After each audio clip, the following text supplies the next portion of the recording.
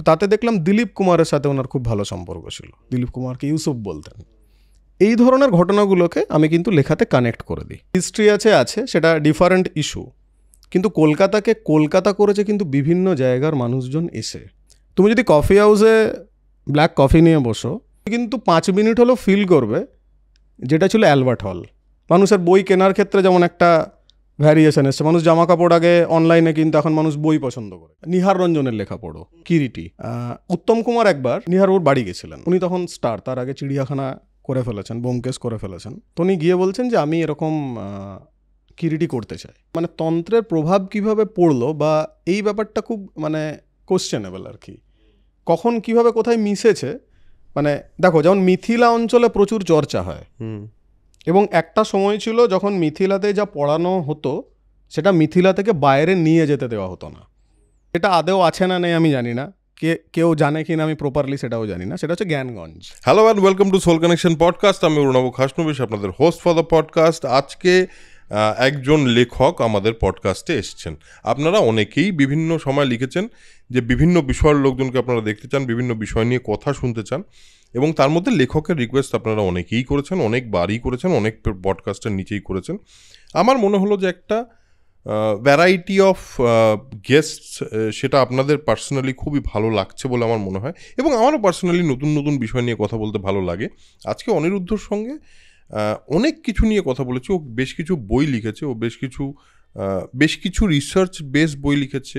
ওর almost 25টা না 26টা, আমি exact নাম্বারটা ঠিক জানি না, বাট অনেকগুলো বই বেরিয়েছে যেগুলোর মধ্যে বেশ কিছু বই সত্যি খুবই ইন্টারেস্টিং।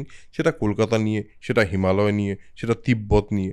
তো এই সমস্ত বিষয় ছোট ছোট করে আমরা আড্ডা মেরেছি। নতুন নতুন জিনিস আমি জানতে পেরেছি, অনেক কিছু নতুনভাবে দেখার একটা আইডিয়া পেয়েছি বা একটা পার্সপেক্টিভ পেয়েছি, যেটা সোল কানেকশন পডকাস্টে হয়েই থাকে বলে আমার ধারণা এবং আমার বিশ্বাস। তো আজকের এপিসোডটা শেষ অবধি অবশ্যই দেখবেন, এবং আমার ধারণা এখান থেকে আপনাদের অনেক কিছু পাওয়ার আছে। শেষ হওয়ার পর, পুরোটা দেখার পর অবশ্যই জানাবেন কেমন লাগলো কমেন্ট করে। আর সোল কানেকশন পডকাস্টের সঙ্গে থাকবেন। সোল কানেকশন পডকাস্টকে আরেকটু ছড়িয়ে দিন যাতে আমাদের সাবস্ক্রাইবার বেসটা আরেকটু বাড়ে। তো আর বেশি কথা বলবো না, আজকের পডকাস্টটা শুরু করছি। তো তার জন্য যেটা করতে হবে সেটা হলো seat back, relax and enjoy the podcast.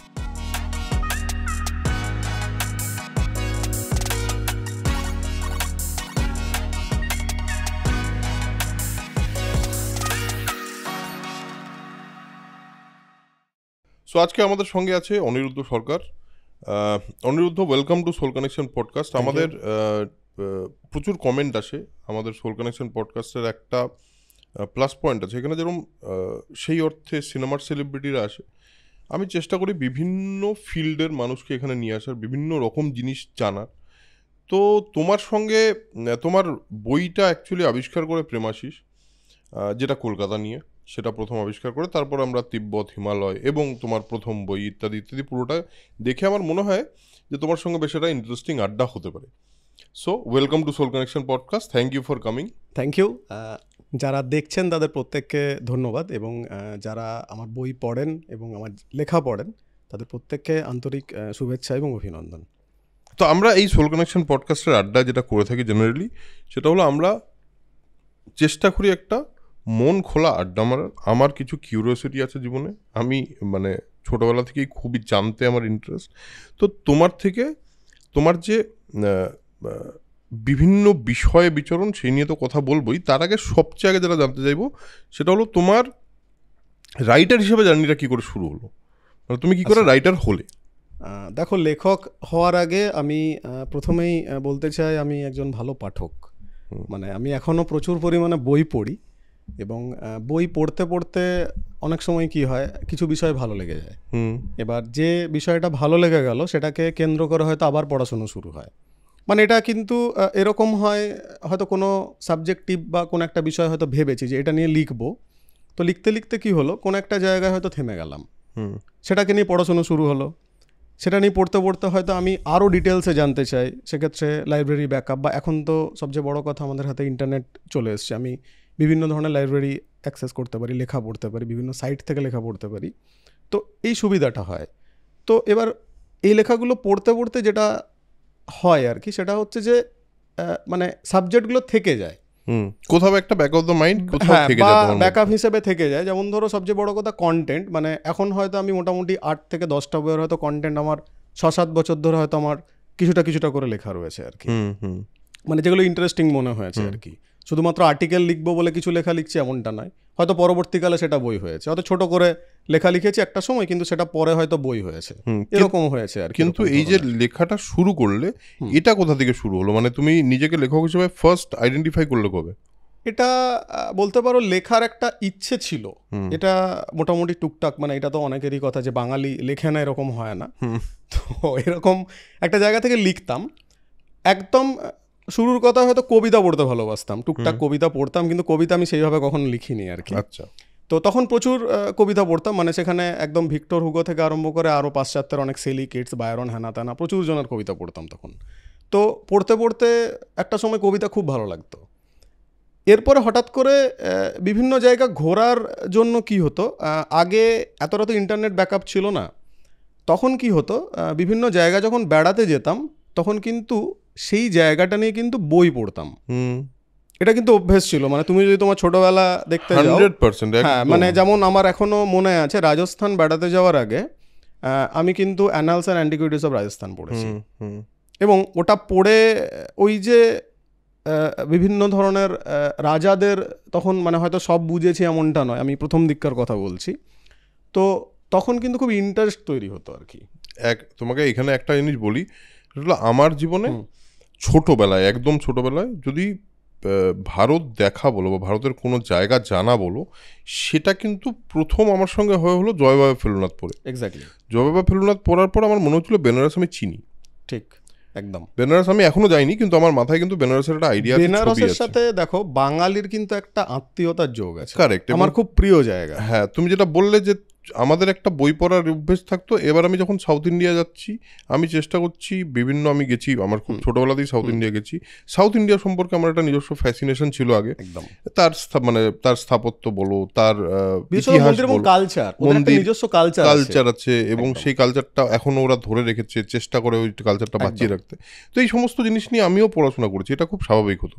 এবার তোমার আমি মাঝখানে কেটে বললাম, না, এটা এবার এইভাবে পড়তে পড়তে, যেমন তুমি যদি বেনারস বলো, বেনারস নিয়ে এবার ধরো যখন ছোটবেলায় বেনারস গেছি তখন যেভাবে বেনারসকে দেখেছি, এখন কিন্তু বেনারসকে সেইভাবে দেখি না। ঠিক, সে তো স্বাভাবিক। হ্যাঁ, এটা কিন্তু মানে যদি তুমি বয়স বলো, শুধু বয়স নয়, এটা কিন্তু নিজেদের ধারণা, একটা রিয়েলাইজেশন বা আমাদের যে দেখার যে দৃষ্টিভঙ্গির কথা যদি বলি সেটা একদম। এবার বেনারসকে বিভিন্ন ডাইমেনশনে ভাঙা যায়, বিভিন্ন ডাইমেনশনে। যেমন তুমি যদি একটা দেখতে যাও যে মানে একটা খুব ইম্পর্টেন্ট জিনিস, মানে আমার ঘোরার পরিপ্রেক্ষিতে বলছি, বাঙালিরা যে পরিমাণে সারা ভারতবর্ষ ঘোরে বা পৃথিবী ঘোরে, আমি অন্যদের সেইভাবে কিন্তু দেখিনি। বাঙালি তো ভ্রমণ বিলাসী, এটা তো। এবং এখানে দুটো জায়গার আমি খুব স্পেসিফিক উদাহরণ দিতে চাইছি। একটা হচ্ছে বাঙালির পশ্চিম, মানে তোমার মধুপুর, গিরিডি হয়ে ওই যে একটা বেল্ট, ওখানে বাঙালিদের যে যাতায়াত, এবং সেখানে বাঙালিদের বাড়ি তৈরি করার রেওয়াজ, জল হাওয়ার জন্য স্বাস্থ্য ফেরানোর যে একটা ব্যাপার, এই এলাকাটাতে বাঙালিদের কিন্তু একটা আধিপত্য ছিল, যেটা কিন্তু ধীরে ধীরে ধীরে ধীরে কমে গেছে। মানে বিখ্যাত যদি বলি যে কোন বাঙালি করেননি, ইভেন এটা অবধি শোনা যায় যে বিনোদিনী অবধি কিছুদিন ওখানে ছিলেন। ঠিক আছে, হাওয়া বদল, যেটাকে হাওয়া বদল বাঙালির, মানে স্বাস্থ্য এবং হাওয়া দুটোই আর কি। ঠিক সেরকম বেনারসও তাই। বেনারসে ইটসেলফ বাঙালি টোলা গড়ে উঠেছিল বাঙালিদের হাত ধরে। মানে এটা কিন্তু ভাবার জায়গা যে আমরা মানে সারা ভারতবর্ষে যদি আমরা দেখতে যাই, ইভেন আমি পুরীতেও যদি যাই, চৈতন্যদেবকে ধরে একটা বিপুল সংখ্যক মানুষ কিন্তু তখন পরে জগন্নাথ দেবকে দেখছেন, আগে কিন্তু চৈতন্যদেবের জন্য যাচ্ছেন এবং সচল জগন্নাথ বলছেন। অর্থাৎ এই যে ব্যাপ্তিটা, আমি যদি বলি যে বাঙালি হিসেবে এই যে ব্যাপ্তি, মানে সারা ভারতবর্ষ জুড়ে এবং সারা পৃথিবী জুড়েও যদি বলি, এটা কিন্তু আমাকে ভাবিয়েছে, এবং এটাই লেখার ক্ষেত্রে কিন্তু একটা অনুপ্রেরণা তৈরি করেছে। এবং তোমার প্রথম লেখার সঙ্গে ভ্রমণের যোগাযোগ আছে একদম, কিছুটা হলেও। একদম। আচ্ছা, সেটা কি করে হলো, মানে ছোট করে যদি বলতে পারো। আচ্ছা, ব্যাপারটা হচ্ছে যে আমার প্রথম লেখা যদি বলো, সেটা ধরো কেদার থেকে বেছে। এই লেখাটার পিছনে কিন্তু মানে সাহিত্য করব বা একটা ভালো লেখা লিখবো, মানুষ পড়বেন, এমনটা নয়। আমি একটা ডিজাস্টার ফেস করেছিলাম এবং বেঁচে আসি, এটা আমার দ্বিতীয় জীবন। এবং সেখানের যে বিভিন্ন প্রবলেমগুলো, মানে তার আগে আমি পাহাড় ঘুরেছি, বদ্রীনাথ গেছি, বিভিন্ন জায়গায়, এমনটা না যে আমি প্রথমবার যাচ্ছি। আমাকে কিন্তু বেঁচে ফিরে আসার পরে ভাবিয়েছিল, এবং এই ভাবনা থেকে মনে হয়েছিল যে লেখা প্রয়োজন। মানে পাহাড়ের যে চেঞ্জটা, ওখানের যে বাস্তুতন্ত্রকে বিভিন্ন রকমভাবে নানা রকমভাবে ভেঙে ফেলা হচ্ছে, পাহাড় ভেঙে রাস্তা তৈরি হচ্ছে, বিভিন্ন ধরনের জল, নদী আটকে বিভিন্ন ধরনের যে ওয়াটার প্রজেক্ট করা হচ্ছে, এর জন্য কিন্তু সাধারণ মানুষ বিপর্যস্ত হচ্ছে এমনটা না, প্রকৃতি বিপর্যস্ত হচ্ছে। এবং যেটার কারণে আমরা একটা সময় পর কিন্তু ক্ষতিগ্রস্ত হব ব্যাপকভাবে। এবং এটা কিন্তু ধীরে ধীরে হচ্ছে, এমনটা নয় যে কেদারে দুর্ঘটনা ঘটার পর আর কোনো দুর্ঘটনা ঘটেনি। প্রত্যেক বছরই কম বেশি যদি আমি পেপারের দিকে তাকাই, তাহলে এই প্রাকৃতিক বিপর্যয় ঘটছে কিন্তু আমাদের হাত দিয়ে, এবং আমাদের বিভিন্ন ধরনের চাহিদার কারণে প্রবলেমটা তৈরি হচ্ছে। কারণ নেচার যদি একটু সামান্য এদিক ওদিক হয়ে যায়, মানে যে ক্ষতিটা হবে সেটা আমরা ধারণাও হয়তো করতে পারছি না, তাও আমরা করে ফেলছি। তুমি যেই ডিজাস্টারটা ফেস করেছিলে সেটা হলো ওই ক্লাউড বাস্ট, এবং হ্যাঁ, চোরাবালি তালের যে লেকের পুরো জল পুরোপুরি নেমে চলে আসে, মন্দিরকে সেভ করে দেয়। এবং ফেস করার পর তোমার ওটা লিখতে ইচ্ছা হচ্ছে, তার কারণ তোমার মনে হচ্ছে যে এই যে প্রকৃতির প্রতি আমাদের যে অত্যাচার, ইনজাস্টিস করছি, যেটা করছি, সেইটা নিয়ে তোমার লেখার প্রয়োজনীয়তা ফিল হচ্ছে। একদম একদম, সেই কারণেই তোমার মানে লেখা প্রথম। এক্স্যাক্টলি। এবং সেখান থেকেই মানে লেখা বলতে সবচেয়ে বড় কথা হচ্ছে যে এটাও মানে আমাদের প্রত্যেকেরও সামান্য হলেও ভাবা উচিত যে মানে আমরা নেচারকে কিভাবে ঠিকঠাক করে প্রোটেক্ট করে রাখবো। এমনটা নয় যে শুধু জঙ্গল রয়েছে বলে আমাকে সেই জঙ্গলটুকুকে বাঁচিয়ে রাখতে হবে। আমাদের প্রত্যেকেরও কিন্তু একটা দায় থেকে যায়। এটা একটা মানে মানব সভ্যতার প্রতি যদি দায় বলি, এটা কিন্তু প্রয়োজন। এবং এটা কিন্তু খুব কম সংখ্যক লোককে দেখা যায় যেটা এখন মানুষজন ভাবে। বা এটা আমি হয়তো বাড়িতে দুটো গাছ লাগালাম, ঠিক আছে, একদিন হয়তো রাস্তায় বেরিয়ে বললাম গাছ লাগান প্রাণ বাঁচান, এমনটা নয়। আমাদের ভাবনা থেকে আমরা যতক্ষণ না এটা ভাবতে পারছি, সেটা কিন্তু কোনোভাবে সম্ভব নয়। এবং একটা ইউনাইটেড লোকজন, মানে আমরা সবাই মিলে যদি উদ্যোগটা নিতে পারি, সেটা তুমি আমি আরও যারা হয়তো যারা দেখছেন তারা সবাই প্রত্যেকে যদি এই উদ্যোগটা নিতে পারি, তাহলে কিন্তু প্রকৃতি ঠিকঠাকই থাকবে। যে না ভাই 10টা বিল্ডিং এখানে বানিও না, 3টে বানাও, বা একটা আছে ঠিক আছে আমরা এটাতেই ভালো আছি, এখানে কি প্রয়োজন আছে 3তলা একটা শপিং মল বানানোর। এই ভাবনাটা কিন্তু আমরা ভাবতে পারছি না। আমরা কি বলছি ডেভেলপমেন্ট, হ্যাঁ, আধুনিকীকরণ এবং ডেভেলপমেন্ট অবভিয়াসলি। এবং কি দেখো, একটা জিনিস আমি তোমায় বলি, সেটা হলো এটা তো হওয়ারই ছিল বোধহয়। এটা না ব্রিটিশরা হয়তো এতটা হওয়ারই ছিল বলতে, সারা পৃথিবীতে যেভাবে আধুনিকীকরণ হয়েছে, আমি তোমায় বলছি নর্থ বেঙ্গলের এরকম ছোট ছোট অনেক জায়গা আছে যে জায়গাগুলো একটা নিজস্ব এসেন্স ছিল, ঠিক। কিন্তু এখন সব শহরেই শপিং মল আছে, সব শহর একরকম দেখতে, এবং সবাই এটা চাইছে, সবাই এটা চাইছে যে একটা সেম। কারণ তুমি আগে ভেবে দেখো, বেনারসের শপিং মল ভাবতেই কেমন লাগে, বেনারসের অ্যাস্থেটিকের সঙ্গে যায় না, কিন্তু ইট ইজ দেয়ার। এখন তো এটা হচ্ছে একদম। এবং এটা আসলে এটা অ্যাভয়েড করার জায়গা আমাদের নেই, বরঞ্চ আমার মনে হয় ওই আর কি, মানে একটু অ্যাওয়ারনেস, একটু যদি হয় তাহলে মানে আমরা যদি বললাম যে আমরা যদি সবাই মিলে উদ্যোগটা নিতে পারি, বা সবাই যদি আমরা সিনসিয়ার হতে পারি, তাহলে হয়তো প্রকৃতি বাঁচবে, আমরাও বাঁচবো, প্রকৃতিও বাঁচবে আর কি। সেটা ভবিষ্যতে দেখা যাবে। এবার এটা তোমার শুরু, এবং তারপর তোমার লেখার মধ্যে আমি একটা স্পেসিফিক জিনিস দেখলাম, ফিকশন তো আছেই, তার সঙ্গে আরেকটা জিনিস দেখলাম, সেটা হলো তুমি বেশ রিসার্চ বেসড কাজ করেছো। হ্যাঁ, বলতে পারো। এরপরে যদি তুমি বলো, এরপর একটা খুব ইন্টারেস্টিং মানে পার্সোনালিটি ওরিয়েন্টেড যদি বলো, তাহলে যে মানুষটা একটু ভাবিয়েছিল সেটা হচ্ছে বিসমিল্লাহ খান। আবার কানেক্টেড টু বেনারস, একদম কানেক্টেড টু বেনারস। এবার এই মানুষটাকে লিখতে গিয়ে যেটা তোমার বিসমিল্লাহ খানের সঙ্গে কানেকশনটা কি করে হলো? মানে তুমি কেন ভাবলে বিসমিল্লাহ খান? ক্লাসিক্যাল মিউজিক ভালো লাগতো, এবং তখন মনে হয়েছিল যে যারা ইন্ডিয়ান ক্লাসিক্যালকে সমৃদ্ধ করেছে এরকম কারা আছেন দেখি। তো এটা দেখতে দেখতে আমি অনেককেই পেলাম, কিন্তু আমার মনে হলো যে একটা জাস্ট মিউজিক ইনস্ট্রুমেন্টকে একটা শাস্ত্রীয় সঙ্গীতে আমি যে নিয়ে যেতে পারি, এই ভাবনাটা। এবং সবচেয়ে বড় কথা, আমাদের আনন্দের দিনে এটা কিন্তু খুব কাজে লাগে। এরকম কোনো বিয়ে বাড়ি দেখা যায় না। এবং এরপরে সবচেয়ে বড় যে জিনিসটা আমাকে ভাবিয়েছিল সেটা হচ্ছে যে ভারতের স্বাধীনতা দিবসের দিন প্রথম সানাই বাজিয়েছিলেন এই মানুষটা, প্রজাতন্ত্র দিবসের দিনেও সানাই বাজিয়েছিলেন এই মানুষটা। এরপরে যখন জানতে শুরু করলাম যে, এবং সবচেয়ে বড় কথা বেনারসে ওনার বাড়িটা দেখে আমাকে খুব ভাবিয়েছিল। সেটা এখনও মিউজিয়াম হয়নি, আমি লিখেওছি বিষয়টা নিয়ে। মানে খুব সত্যি কথা, মানুষটার কিছু ছিল না সেইভাবে, অথচ প্রচুর মানুষজনের কাছে উনি কিন্তু ছিলেন দাতা, এরকম একটা মানুষ।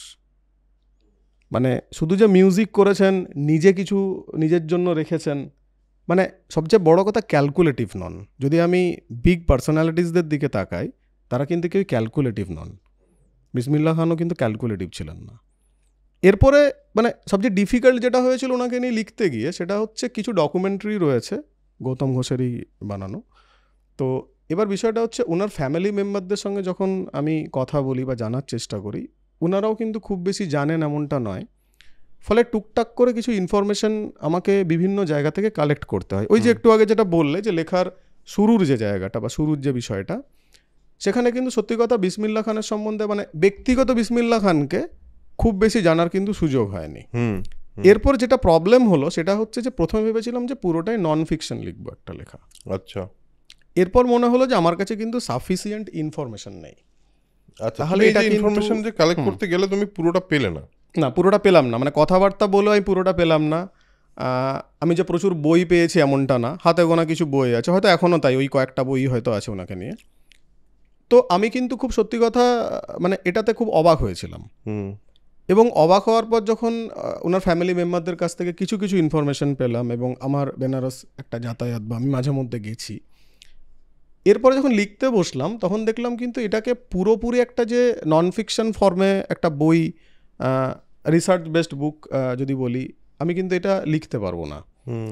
তাহলে কি করতে হবে না, তাহলে ইন্টারেস্টিং ঘটনাগুলোর সাথে আমাকে কন্টেম্পোরারি হিস্ট্রিটা পড়তে হবে। দীর্ঘদিন বেঁচে ছিলেন, ভারতের স্বাধীনতা দিবসে সানাই বাজিয়েছিলেন থেকে আরম্ভ করে স্টেপ বাই স্টেপ যদি আমি তার পুরো লাইফটাকে দেখি, দীর্ঘদিনের লাইফ, তাহলে আমি কিছু ইন্টারেস্টিং ঘটনা দেখি উনি কিভাবে লাইফ লিড করতেন ইত্যাদি। তো তাতে দেখলাম দিলীপ কুমারের সাথে ওনার খুব ভালো সম্পর্ক ছিল, দিলীপ কুমারকে ইউসুফ বলতেন। এই ধরনের ঘটনাগুলোকে আমি কিন্তু লেখাতে কানেক্ট করে দিই, যাতে একটা মানুষ যখন পড়বে একটা লেখা, তখন যেন সে ফিল করতে পারে যে বেনারসে মানুষটা এইভাবে এই গলি দিয়ে হাঁটতেন, উনি দিলীপ কুমারের সাথে এইভাবে মেলামেশা করতেন, পণ্ডিত রবিশঙ্করের সাথে এইভাবে যোগাযোগ ছিল। তো এরকম প্রচুর মানুষের সঙ্গে তো মিশেওছেন এইভাবে। তো এইভাবে একটা লেখা মানে যেভাবে ভেবেছিলাম হয়তো সেভাবে হলো না, কিন্তু অন্যভাবে হয়ে গেল। এটাও হয় অনেক সময় আর কি, যে পুরোটাই যে ক্যালকুলেশন নিয়ে না নন ফিকশন মানে নন ফিকশনই হয়ে যাবে এমনটা নয়। তার মধ্যে ফিকশন, হ্যাঁ, ফিকশন রিসার্চ, মানে একটা মানুষ যেন ওই মানুষটা সম্বন্ধে জানতে পারে আর কি, এটা। এবং পার্সোনালিটি বা বায়োগ্রাফি আমার খুব প্রিয় জিনিস। মানে আমি প্রচুর মানুষের বায়োগ্রাফি পড়েছি, এবং পড়ার পরিপ্রেক্ষিতে যদি বলো নিজেদের শেখার জায়গা খুব ইম্পর্ট্যান্ট একটা জায়গা। প্রচুর মানুষ, যেমন অ্যালফ্রেড নোবেলের কথা যদি বলি, মানে এবং অ্যালফ্রেড নোবেলের থেকেও একটা ইম্পর্ট্যান্ট কথা এখানে আমার হঠাৎ মনে পড়লো, সেটা হচ্ছে বার্নার্ড শ কিন্তু নোবেল নিতে চাননি।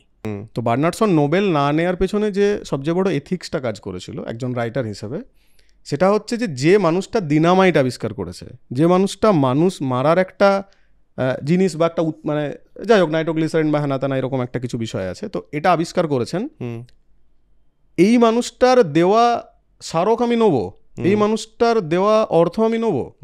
একজন রাইটার হিসেবে কিন্তু উনি এথিক্সের জায়গাকে অনেক বেশি সাপোর্ট করেছেন। এবং বার্নার্ড শ কিন্তু 40 বছরের পরে কিন্তু রাইটার বা নাট্যকার যাই বলি না কেন হয়েছিলেন, এবং দীর্ঘদিন উনি কিন্তু ওনার ম্যানুস্ক্রিপ্ট নিয়ে এদিক ওদিক ঘুরেছিলেন। এবার অ্যালফ্রেড নোবেলকে আমরা কিন্তু দেখছি ডিনামাইট আবিষ্কারকর্তা, এই সমস্ত একটা ব্যাপার, কিন্তু অ্যালফ্রেড নোবেলের এর বাইরেও একটা দিক ছিল, উনি একজন উচ্চমানের সাহিত্যিক ছিলেন।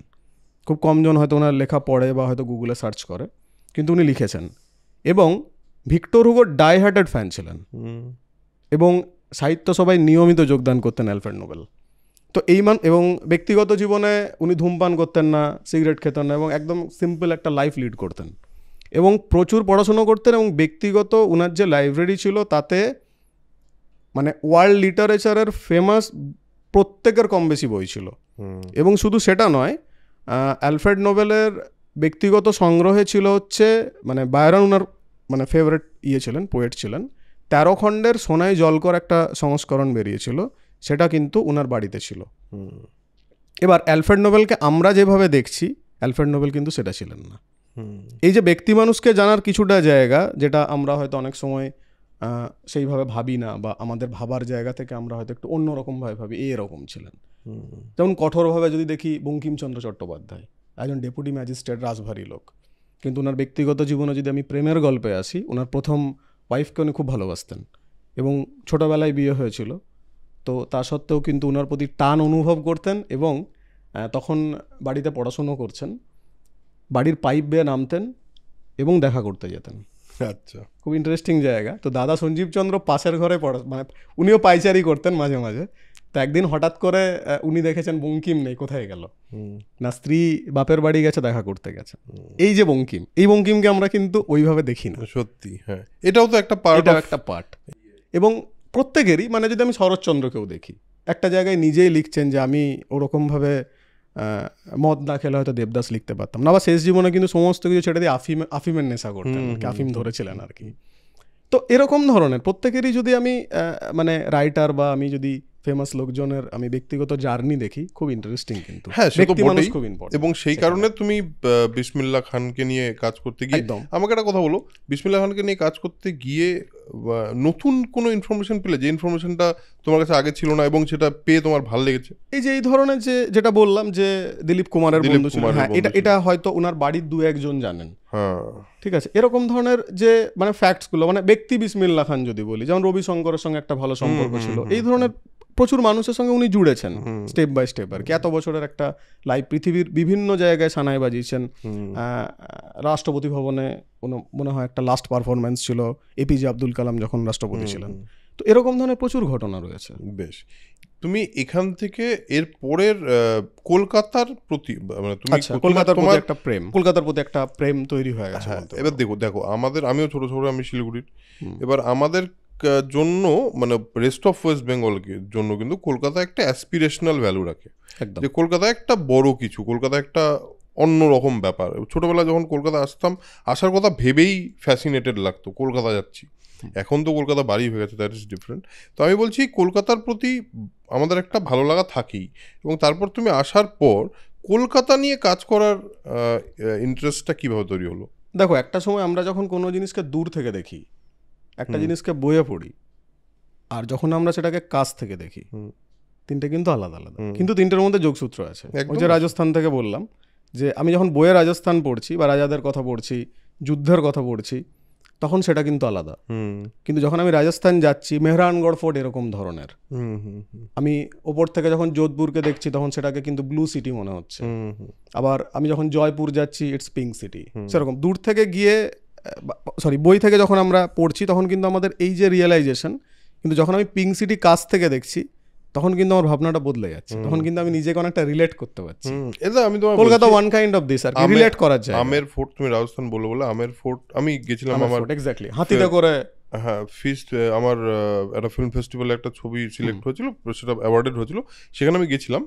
তো ওখানে গিয়ে আমি আমার পার্সোনালি রাজস্থান কিন্তু বিশেষ করে জয়পুর এবং আশপাশটা খুব ফ্যাসিনেটিং লেগেছে, কারণ বাইরে থেকে আমরাও পড়েছি, কিন্তু কাছে গিয়ে এই যে রিলেট করার জায়গাটা। হ্যাঁ, এবং তুমি একটা জিনিস যদি দেখো, খুব ইন্টারেস্টিং, যেটা আমার পড়তে পড়তেও মনে হয়েছে, কলকাতার ইটসেলফ যা হিস্ট্রি আছে সেটা ডিফারেন্ট ইস্যু, কিন্তু কলকাতাকে কলকাতা করেছে কিন্তু বিভিন্ন জায়গার মানুষজন এসে, সেটা বঙ্কিমচন্দ্র হোক, বিদ্যাসাগর মেদিনীপুরের মানুষ ছিলেন, এরকম ধরনের যদি তুমি ইভেন শ্রীরামকৃষ্ণকে দেখো, প্রত্যেকটা মানুষ কিন্তু বাইরে থেকে এসে কলকাতাতে কিছু একটা পেয়েছিলেন। ইভেন তুমি ব্রিটিশদের দেখো, প্রত্যেকে কিন্তু কিছু না কিছু একটা পেয়েছে। অন্য জায়গাতে হতে পারতো এটা, মানে এরকমটা নয় যে এখানে ক্যাপিটাল ব্রিটিশরা করেছিল বলেই প্রচুর মানুষ চলে এসেছিল, এটা নয়। কিন্তু সেটা শুধু নয়, মানে এটাকে একটা রিজন যে এটার জন্যই প্রচুর মানুষ এসছেন বা ক্যাপিটাল ছিল বা এখনো কলকাতা ক্যাপিটাল, এটা নয়। তাহলে এতগুলো মানুষ কিন্তু কিছু পেয়েছেন। স্বামী বিবেকানন্দরও যদি আমি পুরনো বাড়ির কথা বলি, সুভাষচন্দ্র বসুর কথা বলি, কটকে দীর্ঘদিন ছিলেন, বিধানচন্দ্র রায় পাটনার লোক ছিলেন, প্রচুর। মানে আমি যদি একটা মানে এখানে কাউন্ট করতে বসি, তাহলে কিন্তু কেউই কলকাতার সে অর্থে ছিলেন না, রবীন্দ্রনাথ ছাড়া ম্যাক্সিমাম। তাও ওনারা এসেছিলেন তো এখনকার যদি বাংলাদেশ বলি সেখান থেকে। তারপর এখানে প্রতিষ্ঠা, মানে সেটা তো কিছুটা জমিদার বাড়িগুলো যেভাবে তৈরি হচ্ছে সেটা একটা অন্য হিস্ট্রি। ওই জন্য বললাম যে ওই পার্টটা আমি যাচ্ছি না ওই জন্য। কিন্তু আমি যদি ম্যান বেসড জায়গা যাই, সেটা বঙ্কিম থেকে আরম্ভ করে প্রত্যেকে, বিদ্যাসাগর থেকে আরম্ভ করে প্রত্যেকে। তুমি কলকাতার স্থাপত্য নিয়ে প্রথম কাজ করো? না, স্থাপত্য না, কলকাতার ওপরে প্রথম কাজ বলতে কলকাতার কিছু গল্প আমাকে ভেবেছিল, খুব ইন্টারেস্টিং কিছু গল্প ছিল। যেমন এখানে একটা হুঁকো খাওয়ার কালচার ছিল, এবং ব্রিটিশরা এখান থেকে যাওয়ার সময় হুঁকো নাকি সঙ্গে করে নিয়ে যেতেন। তো এরকম ধরনের প্রচুর গল্প, মানে যা বই পড়েছে, যে বললাম যে আমি কিন্তু আগে পাঠক সবার আগে, মানে আমি লেখক হয়তো অনেক পরে, বা কতটা লেখক আমি জানি না, কিন্তু সবার আগে কিন্তু আমি পাঠক, হুম আমি কিন্তু প্রচুর বই পড়ি। হুম মানে হয়তো আমি কলকাতার কিছু না হলেও 100-150 হয়তো বই পড়েছি, একদিনে পড়ে নিইনি, এখন অনেক আবার 1-2 দিনে বই পড়ে ফেলা প্রচুর। হুম হুম তো আমি কিন্তু মোটামুটি যদি সময় বলি নিয়ে। দীর্ঘদিন ধরে পড়েছি।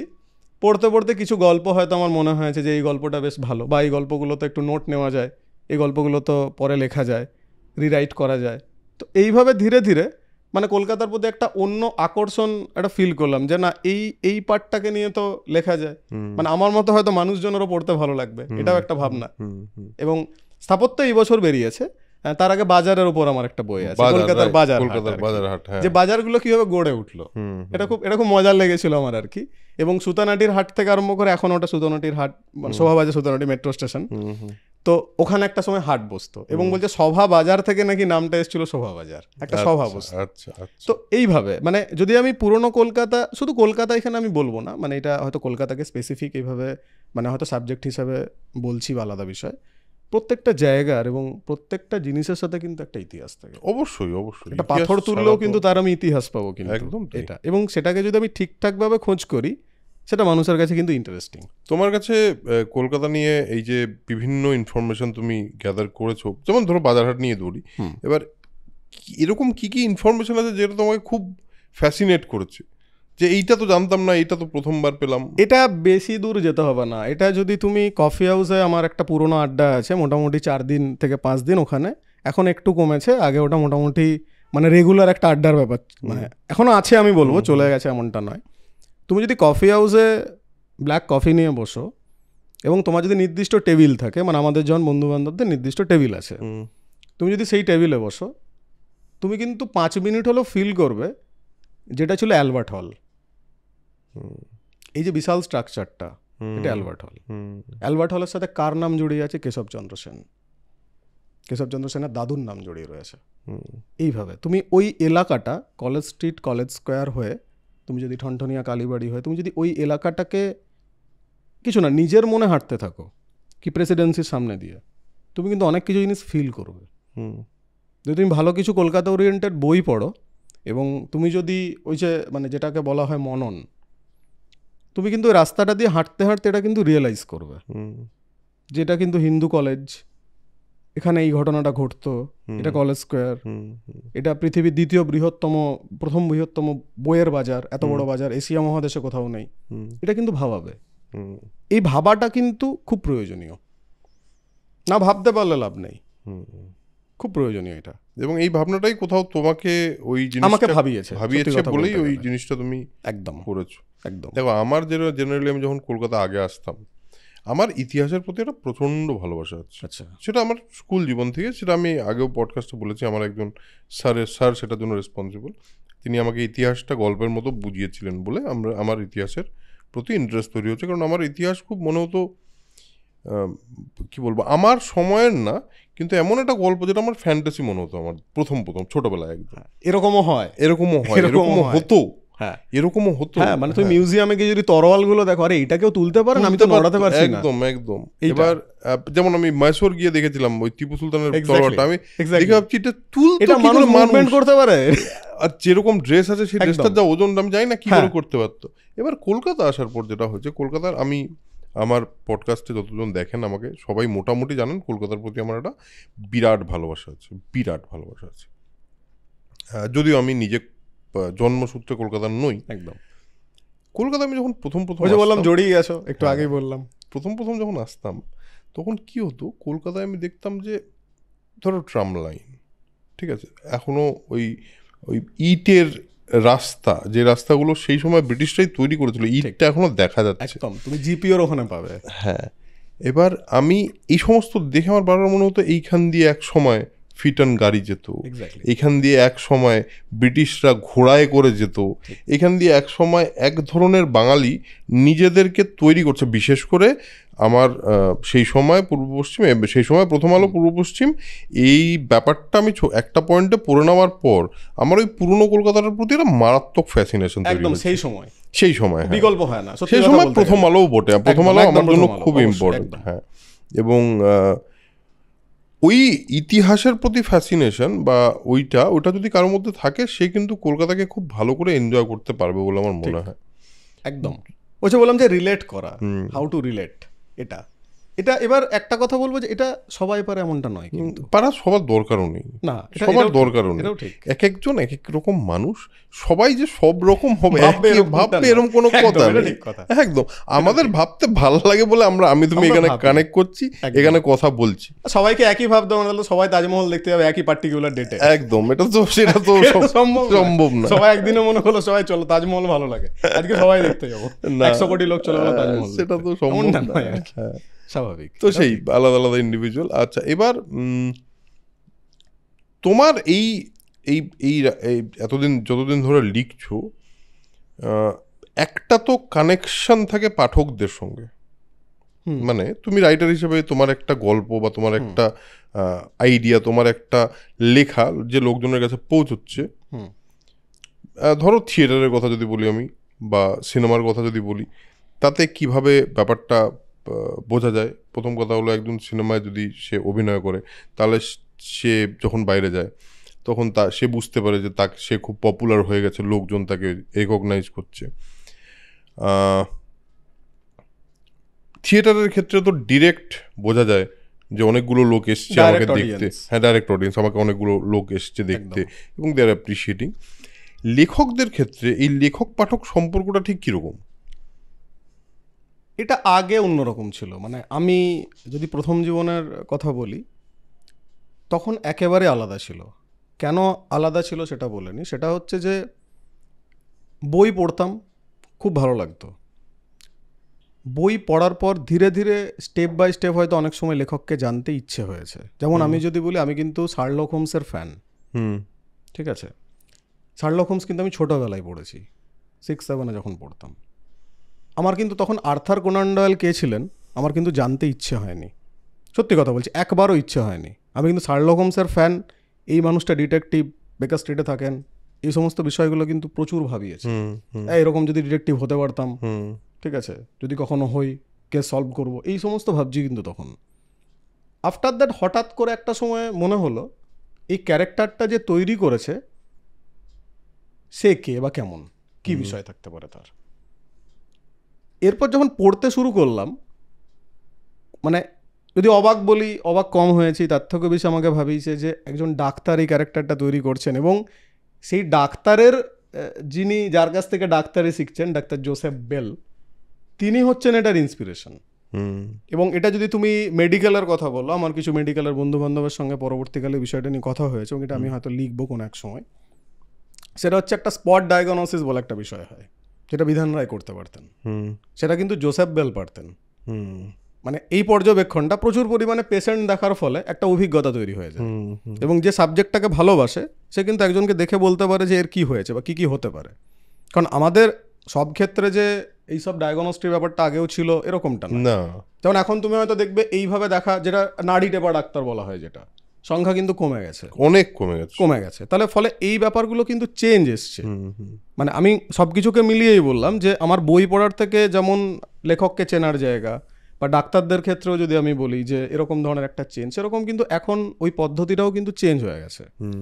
মানে এই যে জানার জায়গাটা, এখন কিন্তু পরিষ্কার কথা, একটা বড় অংশের মানুষজন আগে লেখককে চিনে নেন, এবং এটা ইদানিংকালে খুব বেশি হয়ে গেছে হয়তো। আমি ভালো খারাপে যাচ্ছি না কিন্তু, কারণ প্রত্যেকের নিজের নিজের চয়েস আছে সেক্ষেত্রে আর কি।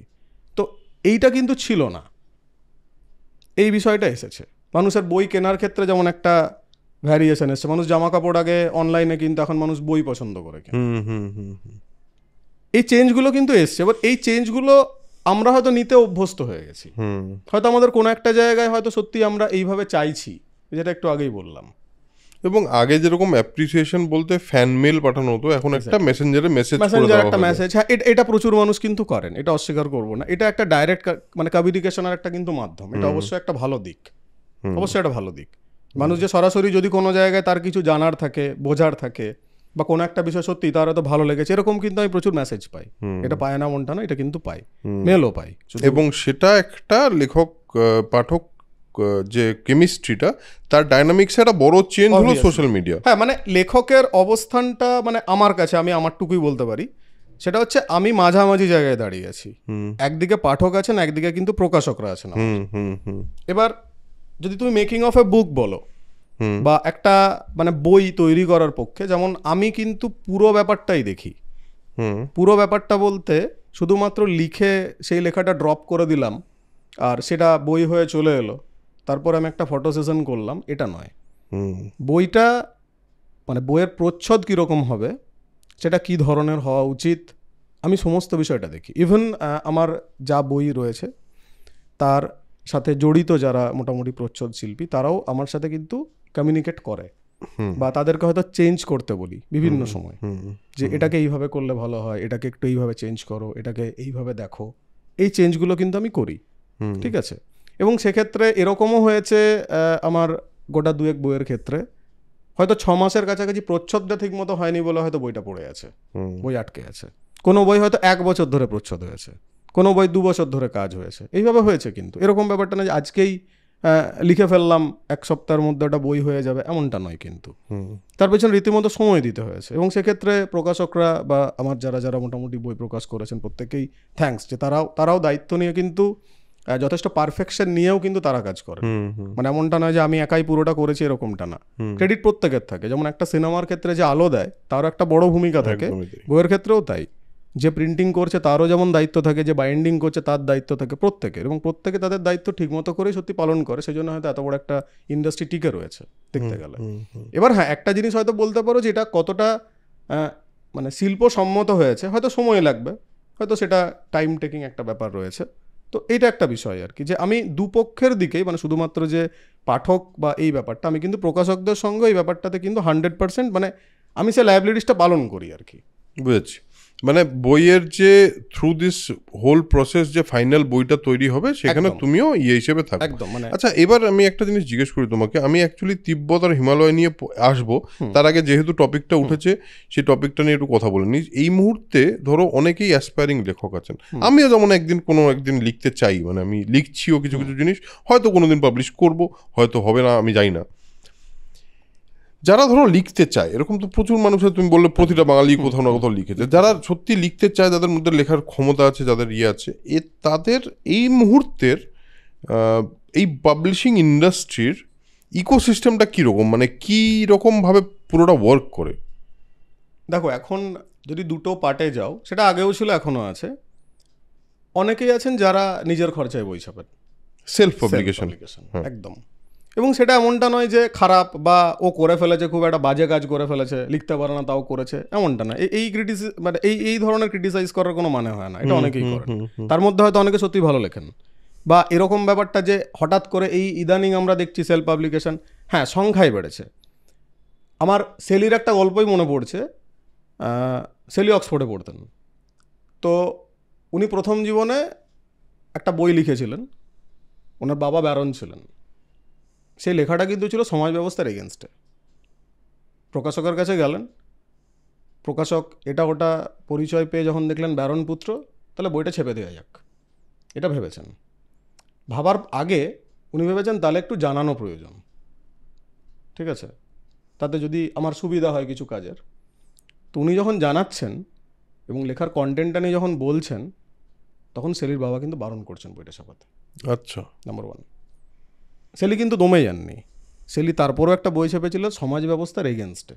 খুব মজার কথা, সেটা কিন্তু ছদ্মনামে ছেপেছিলেন। আচ্ছা, খুব ভালো কথা।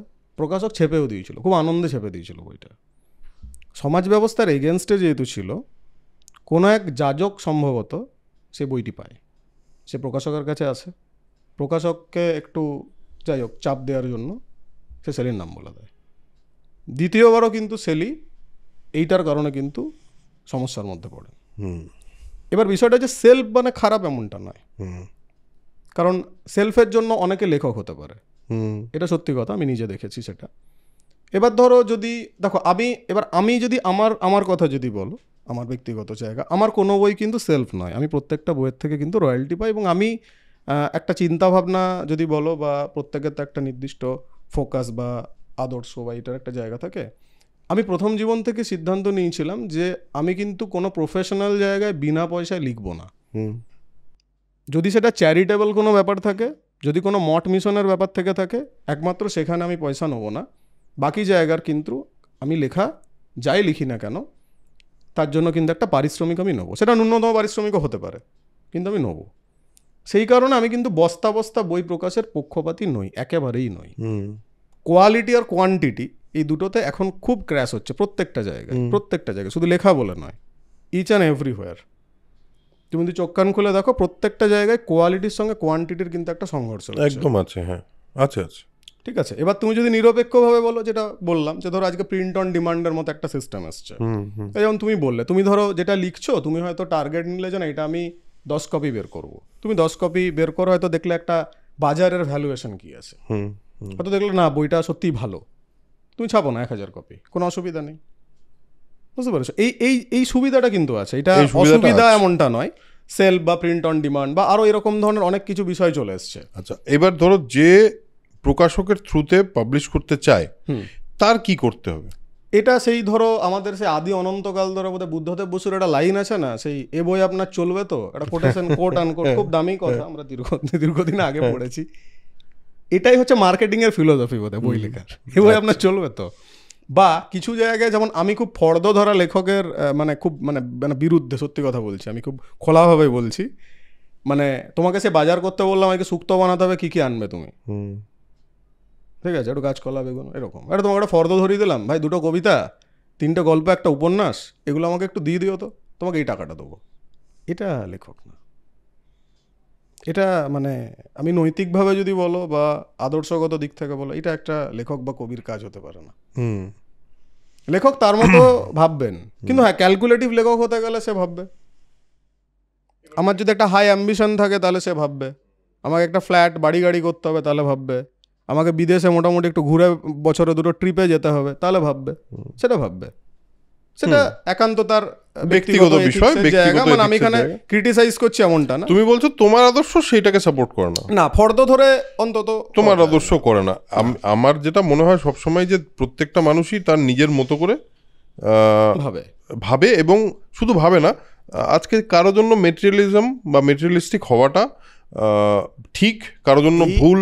এই দ্বন্দ্বটা ধরো ভোগবাদের সঙ্গে বস্তুবাদের একটা ধরো দ্বন্দ্ব আছে, এটা সেটা থাকবেই, তো সেটা নিয়ে আমরা কথা বলছি না। আমি বলছি যে এবার ধরো মানে কেউ যদি লেখক হতে চায়, তাহলে একটা স্পেসিফিক প্রশ্ন করি, সেটা হলো তার কি, সে যদি ভালো লেখে এবং তার লেখা যদি চলে, তাহলে কি শুধু লেখক হয়ে আজকের দিনে সারভাইভ করতে পারবে, টাকা ইনকাম করতে পারবে কষ্ট করে? ওই যে বললাম যে যদি হাই অ্যাম্বিশন থাকে, টাফ। এবার দেখো, মানিক বন্দ্যোপাধ্যায় বাড়ির ভাড়া দিতে পারেনি, বাড়ি থেকে বের করে দিতে হয়েছিল। নজরুলের প্রকাশকরা শেষ জীবনে, মানে যেটা শোনা যায়, ঠিকঠাক করে তাকে যে পয়সা দিয়েছেন এমনটা না। জীবনানন্দ দাস কবিতা লিখতেন, কিন্তু জানতেন প্রবন্ধ লিখলে নাকি বেশি পয়সা রোজগার হয়। জীবনানন্দ সেই কারণে প্রবন্ধ এবং উপন্যাস লিখেছিলেন পয়সার জন্য। তো এটা যদি বিষয় হয়, তাহলে সেক্ষেত্রে তুমি যদি বলো যে খুব বেশি পরিবর্তন হয়েছে, একটা বিরাট আমরা পরিবর্তন করে একটা জায়গায় এসেছি, এমনটা নয়। কিন্তু তুমি যদি অনেস্টলি লিখে সারভাইভ করতে চাও, এটা টাফ, হয়তো তোমার চলে যাবে, এটা আমি বলতে পারি যে তোমার চলে যাবে, কিন্তু আমি তোমাকে এটা বলতে পারবো না যে তুমি একটা 4 হুইলার নিয়ে ঘুরতে পারবে। ঠিক আছে, এবার তুমি যদি সেই জায়গা থেকে দেখো, আমি যদি ওয়েস্টার্ন কান্ট্রি কয়েকজনের কথা বলি, ধরো জে.কে রাউলিং, ওনার হ্যারি পটার, ওটা কিন্তু প্রথম দিকে রিজেক্ট হয়েছিল, সেটা জানি, সেই গল্পটা জানি। হ্যাঁ, আজকে জে.কে রাউলিং এর তুমি যদি ধরো অ্যাসেট, চিন্তা করো, তুমি হিসাব করতে পারবে না। কারণ হ্যারি পটার, ড্যান ব্রাউন, আমি যদি এরকম কয়েকজনের কথা বলি, একদম মানে ওই স্কেলে তো বাঙালি লেখক, আমার মনে হয় ওটা ভাবারই স্কেল নেই, ওটা ভাবতে গেলে আমাকে মানে যাই হোক সেটা না। আমার মনে হয় দেখো, হ্যারি পটার বা আমাদের ড্যান ব্রাউনের থ্রিলার্স, ধরো হ্যারি পটারের মতো একটা সিরিজ, হ্যাঁ, যেটা সারা পৃথিবী সেলিব্রেট করে পাগল হয়ে গেছে। এক্স্যাক্টলি, ড্যান ব্রাউন মানে দ্য ভিঞ্চি কোডের মতো গল্প বা ওরকম থ্রিলার। এবার অবভিয়াসলি দেখো, এরকম লেভেলের কোয়ালিটি, এরকম লেভেলের, যে বললাম কোয়ালিটি অ্যান্ড কোয়ান্টিটি, হ্যাঁ, এরকম লেভেলের কোয়ালিটি দিলে যে কেউ 10টা থ্রিলার লিখলে তো সেটা ড্যান ব্রাউন হবে না। হ্যাঁ, একদম তাই। একটা থ্রিলার লিখতে ড্যান ব্রাউনের একটা আছে, একটা তোমার ওয়েবিনার বলা যায় বা একটা কোর্স আছে ড্যান ব্রাউনের। তো সেটা আমি অ্যাকচুয়ালি একটা থ্রিলার লেখার আগে, অনেক দিন আগে, বহুদিন আগে করেছিলাম, মানে সেটা শুনেছিলাম। উনি একটা জিনিস খুব স্পেসিফিক্যালি বলেছিলেন যে একটা থ্রিলারের একটা ফরম্যাট তো থাকে, যে কোনো রাইটিংয়ের একটা ফরম্যাট তো থাকে, যে এরকম এই ধরনের জিনিসপত্র নিয়ে একটা থ্রিলার গড়ে উঠবে, তার মধ্যে রহস্য থাকবে ইত্যাদি ইত্যাদি। কিন্তু উনি একটা জিনিস স্পেসিফিক্যালি বলেছিলেন, যতক্ষণ না তোমার পার্সোনাল সেলফ ওই ফরম্যাটটাকে ভুলে যাচ্ছে, ঢুকে যাচ্ছে ভেতরে, এবং থ্রিলারটা তোমার গল্প হয়ে যাচ্ছে, ততক্ষণ ওই থ্রিলারটা ওয়ার্ক করবে না। আর এটার জন্য যে সময়টার কথা তুমি বলছো, সেই সময়টা তো দিতে হবে। এক্স্যাক্টলি, উনিও তাই বলছেন, সময় তোমার লাগবে। একটা ভালো কাজ করতে গেলে সময় দিতে হবে। হ্যাঁ, আচ্ছা একটা জিনিস আমাকে বলো, এখানে এই সময়ের কথা শুনে হঠাৎ জিজ্ঞেস করতে ইচ্ছে হলো। সেটা হলো, আমি স্ক্রিন প্লে লিখি, এবার স্ক্রিন প্লে লেখার জন্য আমাকে অনেক সময় ড্রাফটিংয়ের মধ্যে দিয়ে যেতে হয়। First draft, second draft, third draft, fourth draft, in fact আমি এরকম হচ্ছে 8-9 ড্রাফট অবধিও গেছি। গল্পের ক্ষেত্রে, ফিকশনের ক্ষেত্রেও কি সেম জিনিসটা তুমি অ্যাপ্লাই করো? দেখো, আমার ক্ষেত্রে যদি বলো, আমি একটা লেখার প্রথমে স্কেচ করে নিই, আচ্ছা, সেটা ফিকশন হোক, নন ফিকশন হোক, আর্টিকেল হোক। যেটা বললাম যে পড়তে পড়তে আমি এই জায়গাটা আটকে গেলাম, বা আমি এই পার্টটা নিয়ে লিখবো। যেমন পার্ট হয়, ডিভিশন, যে আমি এই অংশটুকু নিয়েই লিখবো, একদম স্পেসিফিক। যেমন ধরো আমি যদি বলি, আমি গ্যালিলি এবং মিল্টন দুজনেরই জীবনী পড়ছিলাম, কিছু লেখা পড়ছিলাম, পড়তে পড়তে হঠাৎ মনে হলো এদের দুজনের রোমে দেখা হয়েছিল। এই ব্যাপারটা আমাকে ভাবালো। এবার আমার মনে হলো যে এই ব্যাপারটা আমাকে যেমন ভাবিয়েছে, যারা এই লেখাটা পড়বে তাদেরকেও কিন্তু এই লেখাটা হয়তো ভাবাবে। আমি হয়তো কথাটা এই জন্য বললাম, যে যেহেতু একটু আগেই বললাম যে সবাই ভাববে বা সবাইকে ভাবাতে পারবে, এমনটা নয়। তো এই জায়গাটা কিন্তু আমার কাছে খুব ইন্টারেস্টিং মনে হলো। এইভাবে লিখতে লিখতে হয়তো যে পার্টটুকুকে মনে হচ্ছে যে এই অংশটুকু বা এটা বেশ ভালো লাগছে, তো এটা এবার স্কেচ হয়। তুমি যদি ছোট গল্প বা উপন্যাস, যেমন একটা বড় বড় ডাইমেনশনে তুমি যদি ভাবো, মানে তুমি যদি বুকার ফুকারের যারা এই ধরনের ধরো বইপত্র যেগুলো রয়েছে, তো তুমি যদি একটা বড় ফ্রেমকে দেখো, তাহলে সেই ফ্রেমটা কিন্তু তোমাকে আগে পুরো ব্যাপারটা মাথার মধ্যে রাখতে হচ্ছে, এবং সেটাকে ধরে তোমাকে কিন্তু হিউজ পরিমাণে স্টাডি করতে হচ্ছে, তার থেকে নোট রাখতে হচ্ছে, তারপরে তুমি সেটাকে ধরো ভাঙছো। যেমন এখানে আমি একটা ছোট্ট কথা এখানে মনে পড়ছে, সেটা হচ্ছে, যেমন তুমি এই স্ক্রিন প্লের কথা বললে, পথের পাঁচালী ধরেই যদি বলি, সত্যজিৎ রায় সম্ভবত ছোট ছোট ছবি এঁকে সম্ভবত বুঝিয়েছিলেন, যদি আমি খুব ভুল না বলে। স্টোরি বোর্ড উনি করেছিলেন, নিজের ছবি এঁকে এঁকে পথের পাঁচালীটা কিন্তু উনি বুঝিয়ে দিয়েছিলেন যে আমি এইভাবে ভাবছি, কিন্তু এটা ওনার মাথা থেকে এই ব্যাপারটা এসেছিল। কিন্তু এবার তুমি যদি পথের পাঁচালী লেখার গল্পে যাও, যেটা বিভূতিভূষণ বন্দ্যোপাধ্যায় লিখছেন, ওই জায়গাটা খুব ইন্টারেস্টিং। বিভূতিভূষণ তখন ভাগলপুরে থাকতেন, তখন একটা সাহিত্যের আড্ডা হতো, এবং আড্ডাটা হতো উপেন্দ্রনাথ গঙ্গোপাধ্যায়ের নেতৃত্বে। উনি নিজে লেখক ছিলেন এবং পরবর্তীকালে একটি বিখ্যাত পত্রিকার সম্পাদক হন। বিভূতিভূষণ প্রতিদিনই আড্ডায় যোগ দিতেন, প্রত্যেক দিন একদম লাস্ট একটা বেঞ্চে বসতেন। আরও তার আগে অনেক বিখ্যাত অনেক লেখক, সাহিত্যিক, কবিরা থাকতেন সেখানে। বিভূতিভূষণ কোনোদিনই কোনো গল্প করতেন না, কথা বলতেন না, কিছু করতেন না, শুধু শুনতেন, যেতেন, এবং একটা জঙ্গলকে অতিক্রম করে ওনাকে ওই সাহিত্য আড্ডায় কিন্তু যেতে হতো। জল ঝড় বৃষ্টি কোনোদিন কিন্তু উনি কামাই করতেন না। তো একদিন এরকম ঘটনা ঘটেছে, খুব বৃষ্টি হচ্ছে এবং সেরকমভাবে কেউ আসেননি, কিন্তু বিভূতিভূষণ এসছেন। তখন উপেনবাবুর খুব এই ব্যাপারটা জানতে ইচ্ছে হয়েছে। উনি তার আগে নোটিস করেননি বিভূতিভূষণকে। তো ওনাকে দেখে পর বলছেন, আপনাকে আমি রোজই দেখি, সেইভাবে আলাপ করা হয়নি, তো আপনি রোজই আসেন, তো আপনি কি লেখালেখি করেন? বিভূতিভূষণ খুব লাজুক ছিলেন, বলছেন না আমি তো লেখালেখি করি না। বলছেন আপনার মনে হচ্ছে আপনি লেখেন, তাহলে শুধু শুনতে আসেন? বলছে হ্যাঁ, শুনতে আসি, টুকটাক ওই একটা লেখা একটু লিখেছি। তো বলছে ঠিক আছে, যেটা লিখেছেন সেটা একটু আমাকে দেওয়া যাবে? বলছে ওটা আমার মতো একটা লোকের লেখা পড়বেন? আপনারা সব দিগ্গজ লোকজন, আমার লেখা পড়বেন? বলছে না আপনি দেবেন, আমি তাহলে একটু দেখবো। বলছে ওটা তো খসড়া। বলছে আমি সাজিয়ে নেবো। এই যে সাজিয়ে নেবো ব্যাপারটা, ধরুন একজন ভালো সম্পাদক, আমি অনেকগুলো দিক একসঙ্গে এখান থেকে ভেঙে বলি। বিভূতিভূষণ কিন্তু স্ক্রিপ্টটা দিচ্ছেন উপেন্দ্রনাথ গঙ্গোপাধ্যায়কে। তখন কিন্তু বিচিত্রা পত্রিকা বেরোবে, কলকাতা জুড়ে পোস্টার, বিভিন্ন দিকে তার বিজ্ঞাপন ছড়িয়ে পড়েছে, একটা এরকম নতুন পত্রিকা আসছে, নতুন ধরনের পত্রিকা আসছে। এইটা এরকম একটা সময় পথের পাঁচালী কিন্তু বের হতে শুরু হয় ওই বিচিত্রা পত্রিকায়। মানে ওই এক্স্যাক্টলি ওটাই, ওই স্ক্রিপ্টটা উপেন্দ্রনাথ গঙ্গোপাধ্যায় কিন্তু ঘষে মেজে নিলেন, যে কথাটা বললাম। একজন ভালো সম্পাদকের কাজ কিন্তু এটা। বিভূতিভূষণ লিখেছেন, লেখাটাকে কিন্তু ঘষে মেজে পত্রিকার জন্য তৈরি করার যে বিষয়টা দরকার, সেটা কিন্তু উপেন্দ্রনাথ গঙ্গোপাধ্যায় করলেন। লেখা বেরোচ্ছে, সেটা কিন্তু বিভূতিভূষণ তখনও জানেন না। এবার বিভূতিভূষণ একদিন ঘুরতে ঘুরতে কলকাতায় এসছেন, কলকাতায় এসে বিচিত্রার অফিসে গেছেন, দেখেছেন কোট প্যান্ট পরে প্রচুর লোক বসে রয়েছে, একটা খাটো ধুতি পরে লোক এসে, যা হয় আর কি, ছোটো করার একটা টেন্ডেন্সি আর কি, লুকসের ওপর একটা জিনিস নির্ভর করে। তো বিভূতিভূষণ খুব খুব একটা বিশেষ কিছু মনে হয়নি, কারণ উনি ওরকম ধরনের মানুষ ছিলেন না, একটু অন্য ধরনের মানুষ ছিলেন আর কি। তো বিভূতিভূষণ চলে যাচ্ছেন, তখন উপেন্দ্রবাবুর সঙ্গে দেখা, উপেন্দ্রবাবুকে জড়িয়ে ধরছেন এবং বলছেন তুমি পারিশ্রমিক নিয়ে যেও, এটা করেছেন। আবার বিভূতিভূষণের বাড়িতে সজনীকান্ত দাস যাচ্ছে, পয়সা দিয়ে বলছে আমি কিন্তু পথের পাঁচালী বই আকারে প্রকাশ করব, তুমি পয়সা রাখো। সৎ প্রকাশক কিন্তু তখনও ছিলেন। এই যে সৎ সম্পাদক যদি বলি, তিনি কিন্তু কোনো রকম কোনো মাধ্যমে যাননি, উনি কিন্তু লেখাটাই পড়েছেন এবং লেখাটা ছেপেছেন, এই রিস্কটা নিয়েছেন। ঠিক, এই রিস্কটা মানে এখনো আছে বলছো তুমি, এরকম সম্পাদক এখনো আছে, প্রকাশক এখনো আছে, হয়তো সময় লাগে। মানে এখানে রমাপদ চৌধুরীর একটা গল্প আছে বেশ বড় করে, প্রথম জীবনে একজনের চিঠি নিয়ে এসেছিলেন, লিখতে গেছিলেন, উনি একটা লেখাতে বলছেন আর কি, একটা ইন্টারভিউ বলেছেন।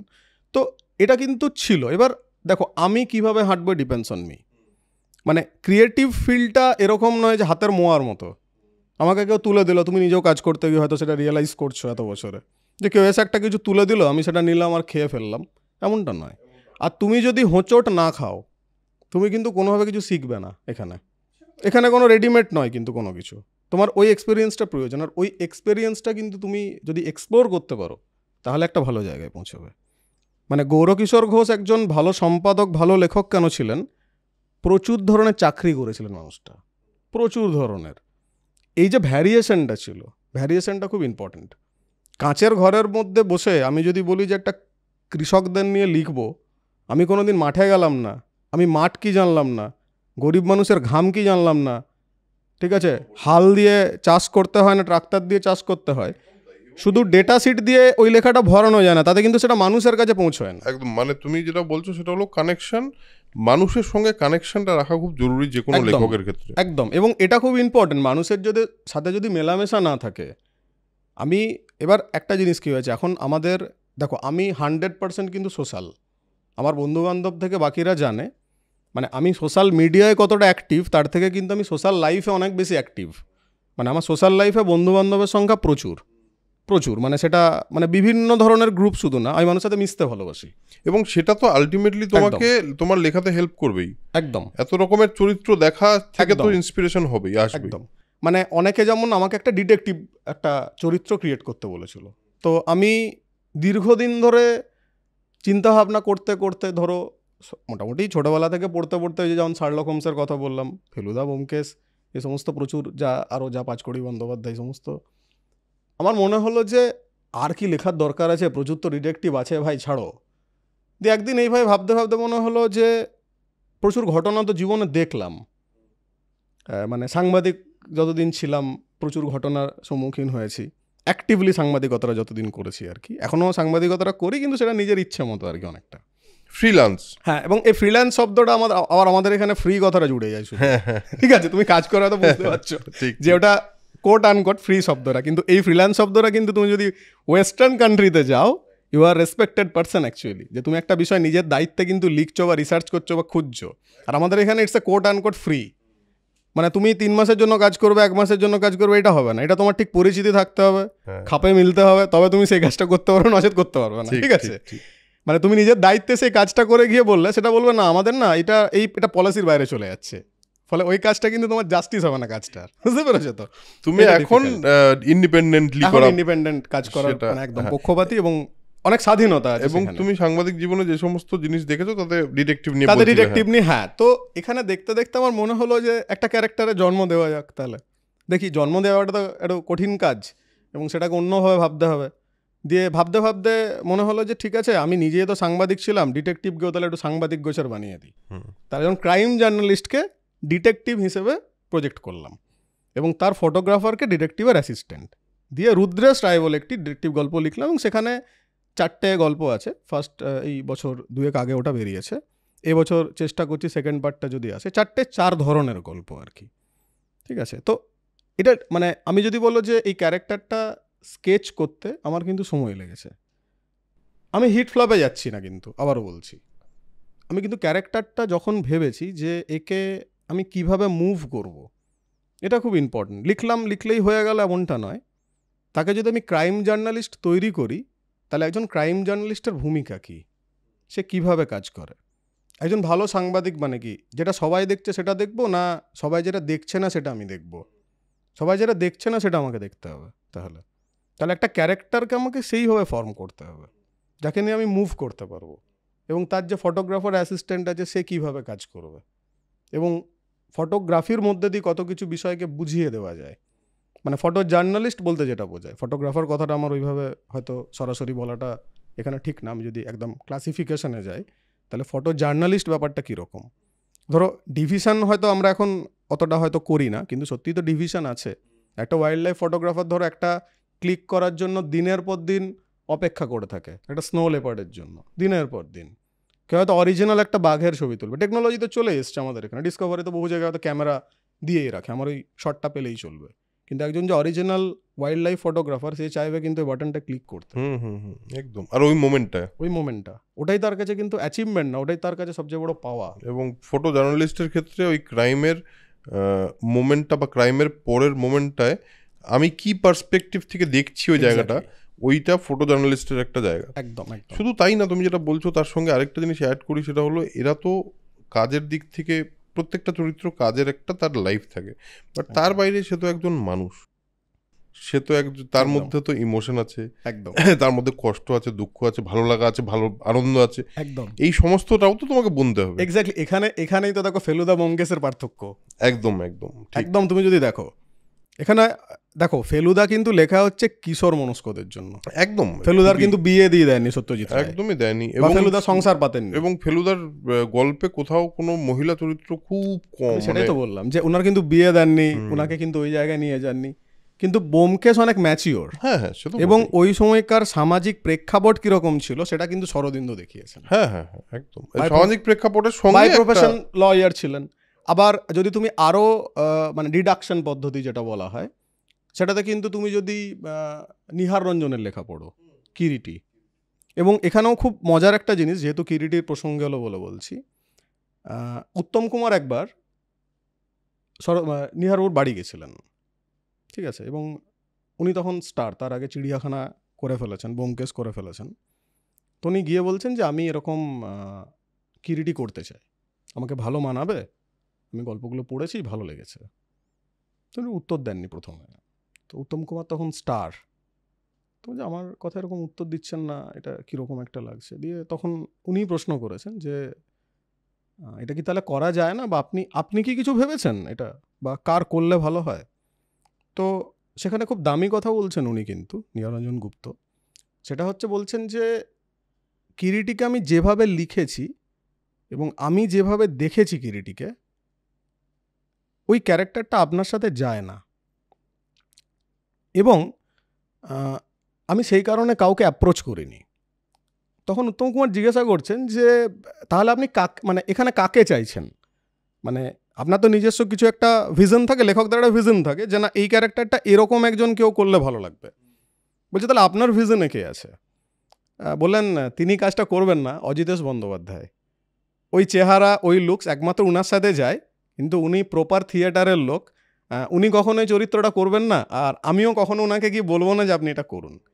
এই যে রেসপেক্টটা, এই রেসপেক্টটার এখন অনেক জায়গায় ঘাটতি আছে, সবাই সব কিছু করতে চাইছে, মনে হচ্ছে না আছে, সেটা তো মানে এই জায়গাটা সেটা তো থাকবে। দেখো আমি বলছি সময় বদলায়, সময়ের অনুযায়ী সময়ের নিজস্বটা দাবি থাকে, একদম, এবং সেটা এইটা কিভাবে থাকে কি তার মানে তার কোনো ডেফিনেশন নেই, কিন্তু প্রত্যেকটা সময় নিজের মতো করে চলার সময় বা ওই পার্টিকুলার সময়টায় বিভিন্ন রকমের জিনিস ঘটতে থাকে, যেটা আমাদের কোথাও গিয়ে একটা পয়েন্টে গিয়ে মনে হয় যে বোধহয় আমাদের সময়টা ভালো ছিল। এটা আমাদের মানুষের বেসিক, এটা আমার ধারণা, আমি এটা কিন্তু কারোর জন্য বলছি না, আমার ধারণা, যে আমার মনে হয় আমাদের সময়টা যখন আমরা মাইকেল জ্যাকসন শুনছি, আমার বাবার সেটা পছন্দ হচ্ছে না, ঠিক।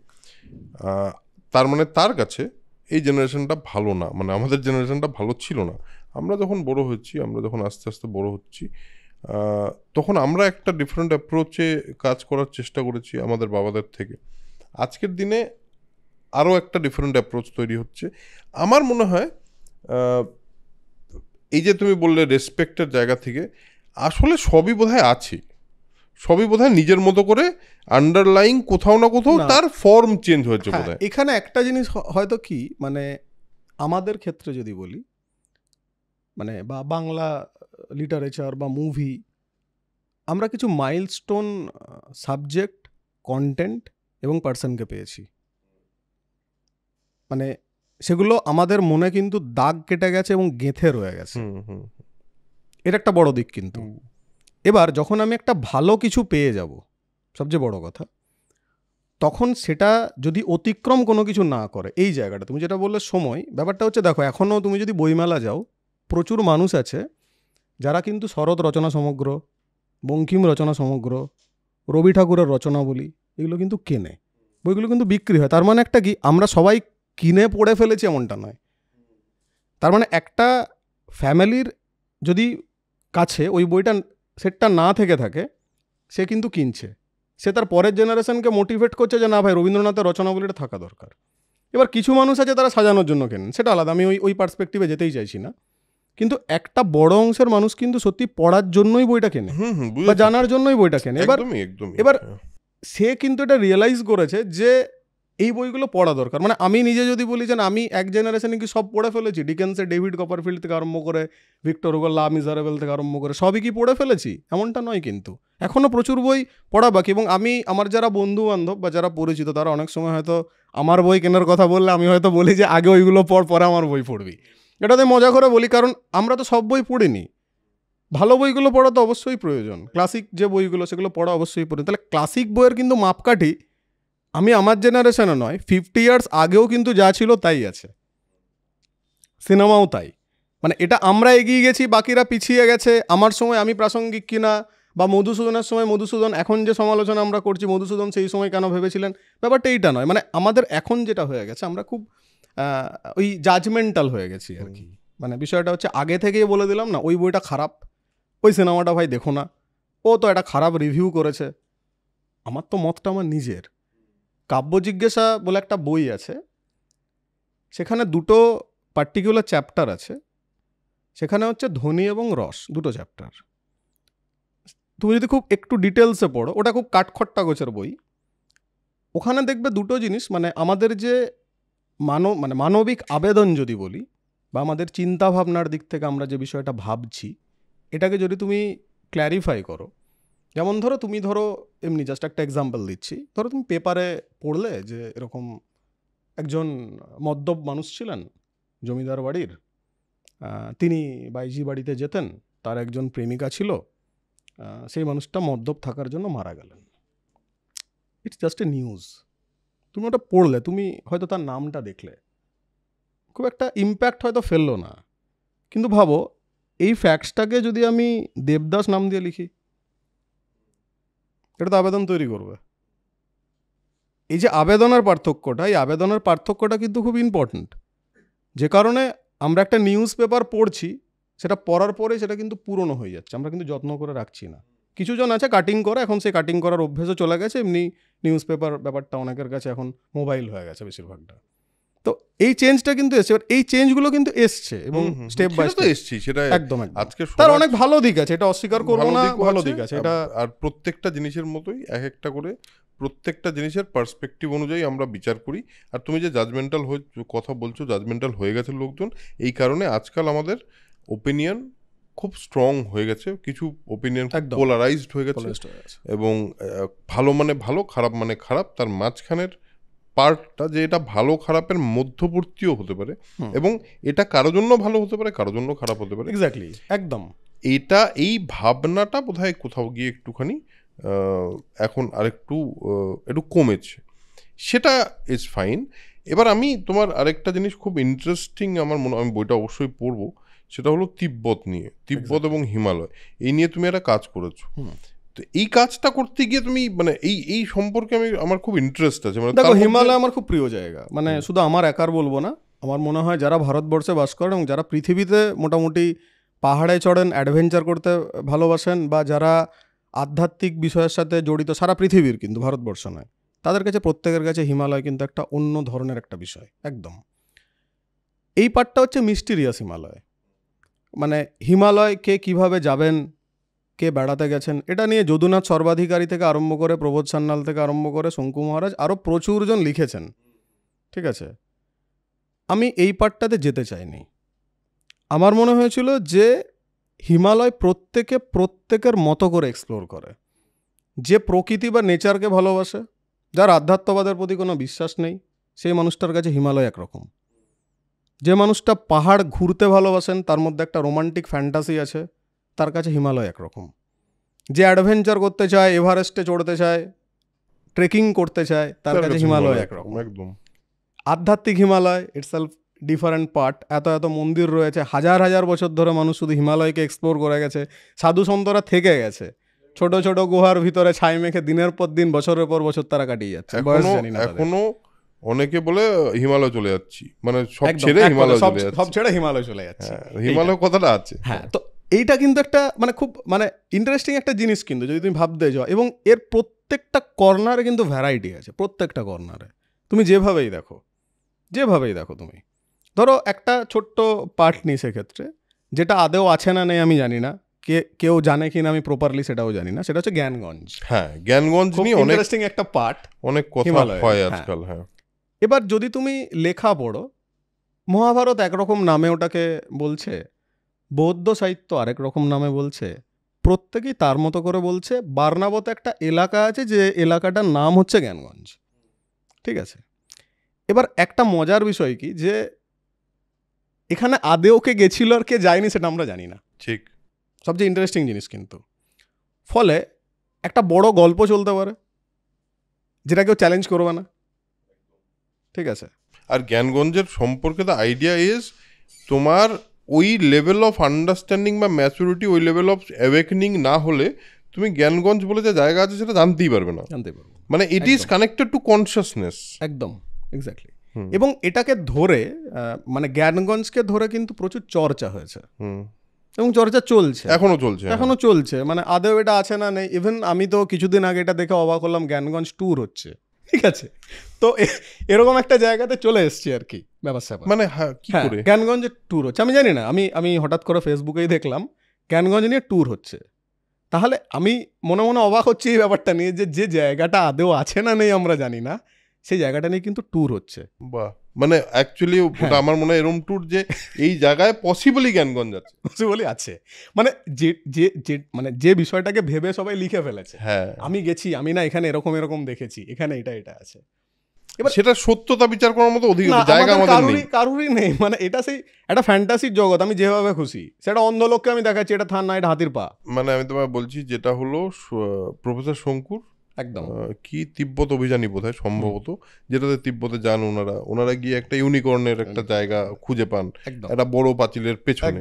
তো সেটাও ইনফ্যাক্ট আটলান্টা সেই অর্থে ওই যে ব্রাজিলে আছে না কি এলডোরাডো, একদম এক্স্যাক্টলি এরকমই জ্ঞানগঞ্জ, দ্বীপটা ভেসে ওঠে, এরকম একটা ব্যাপার।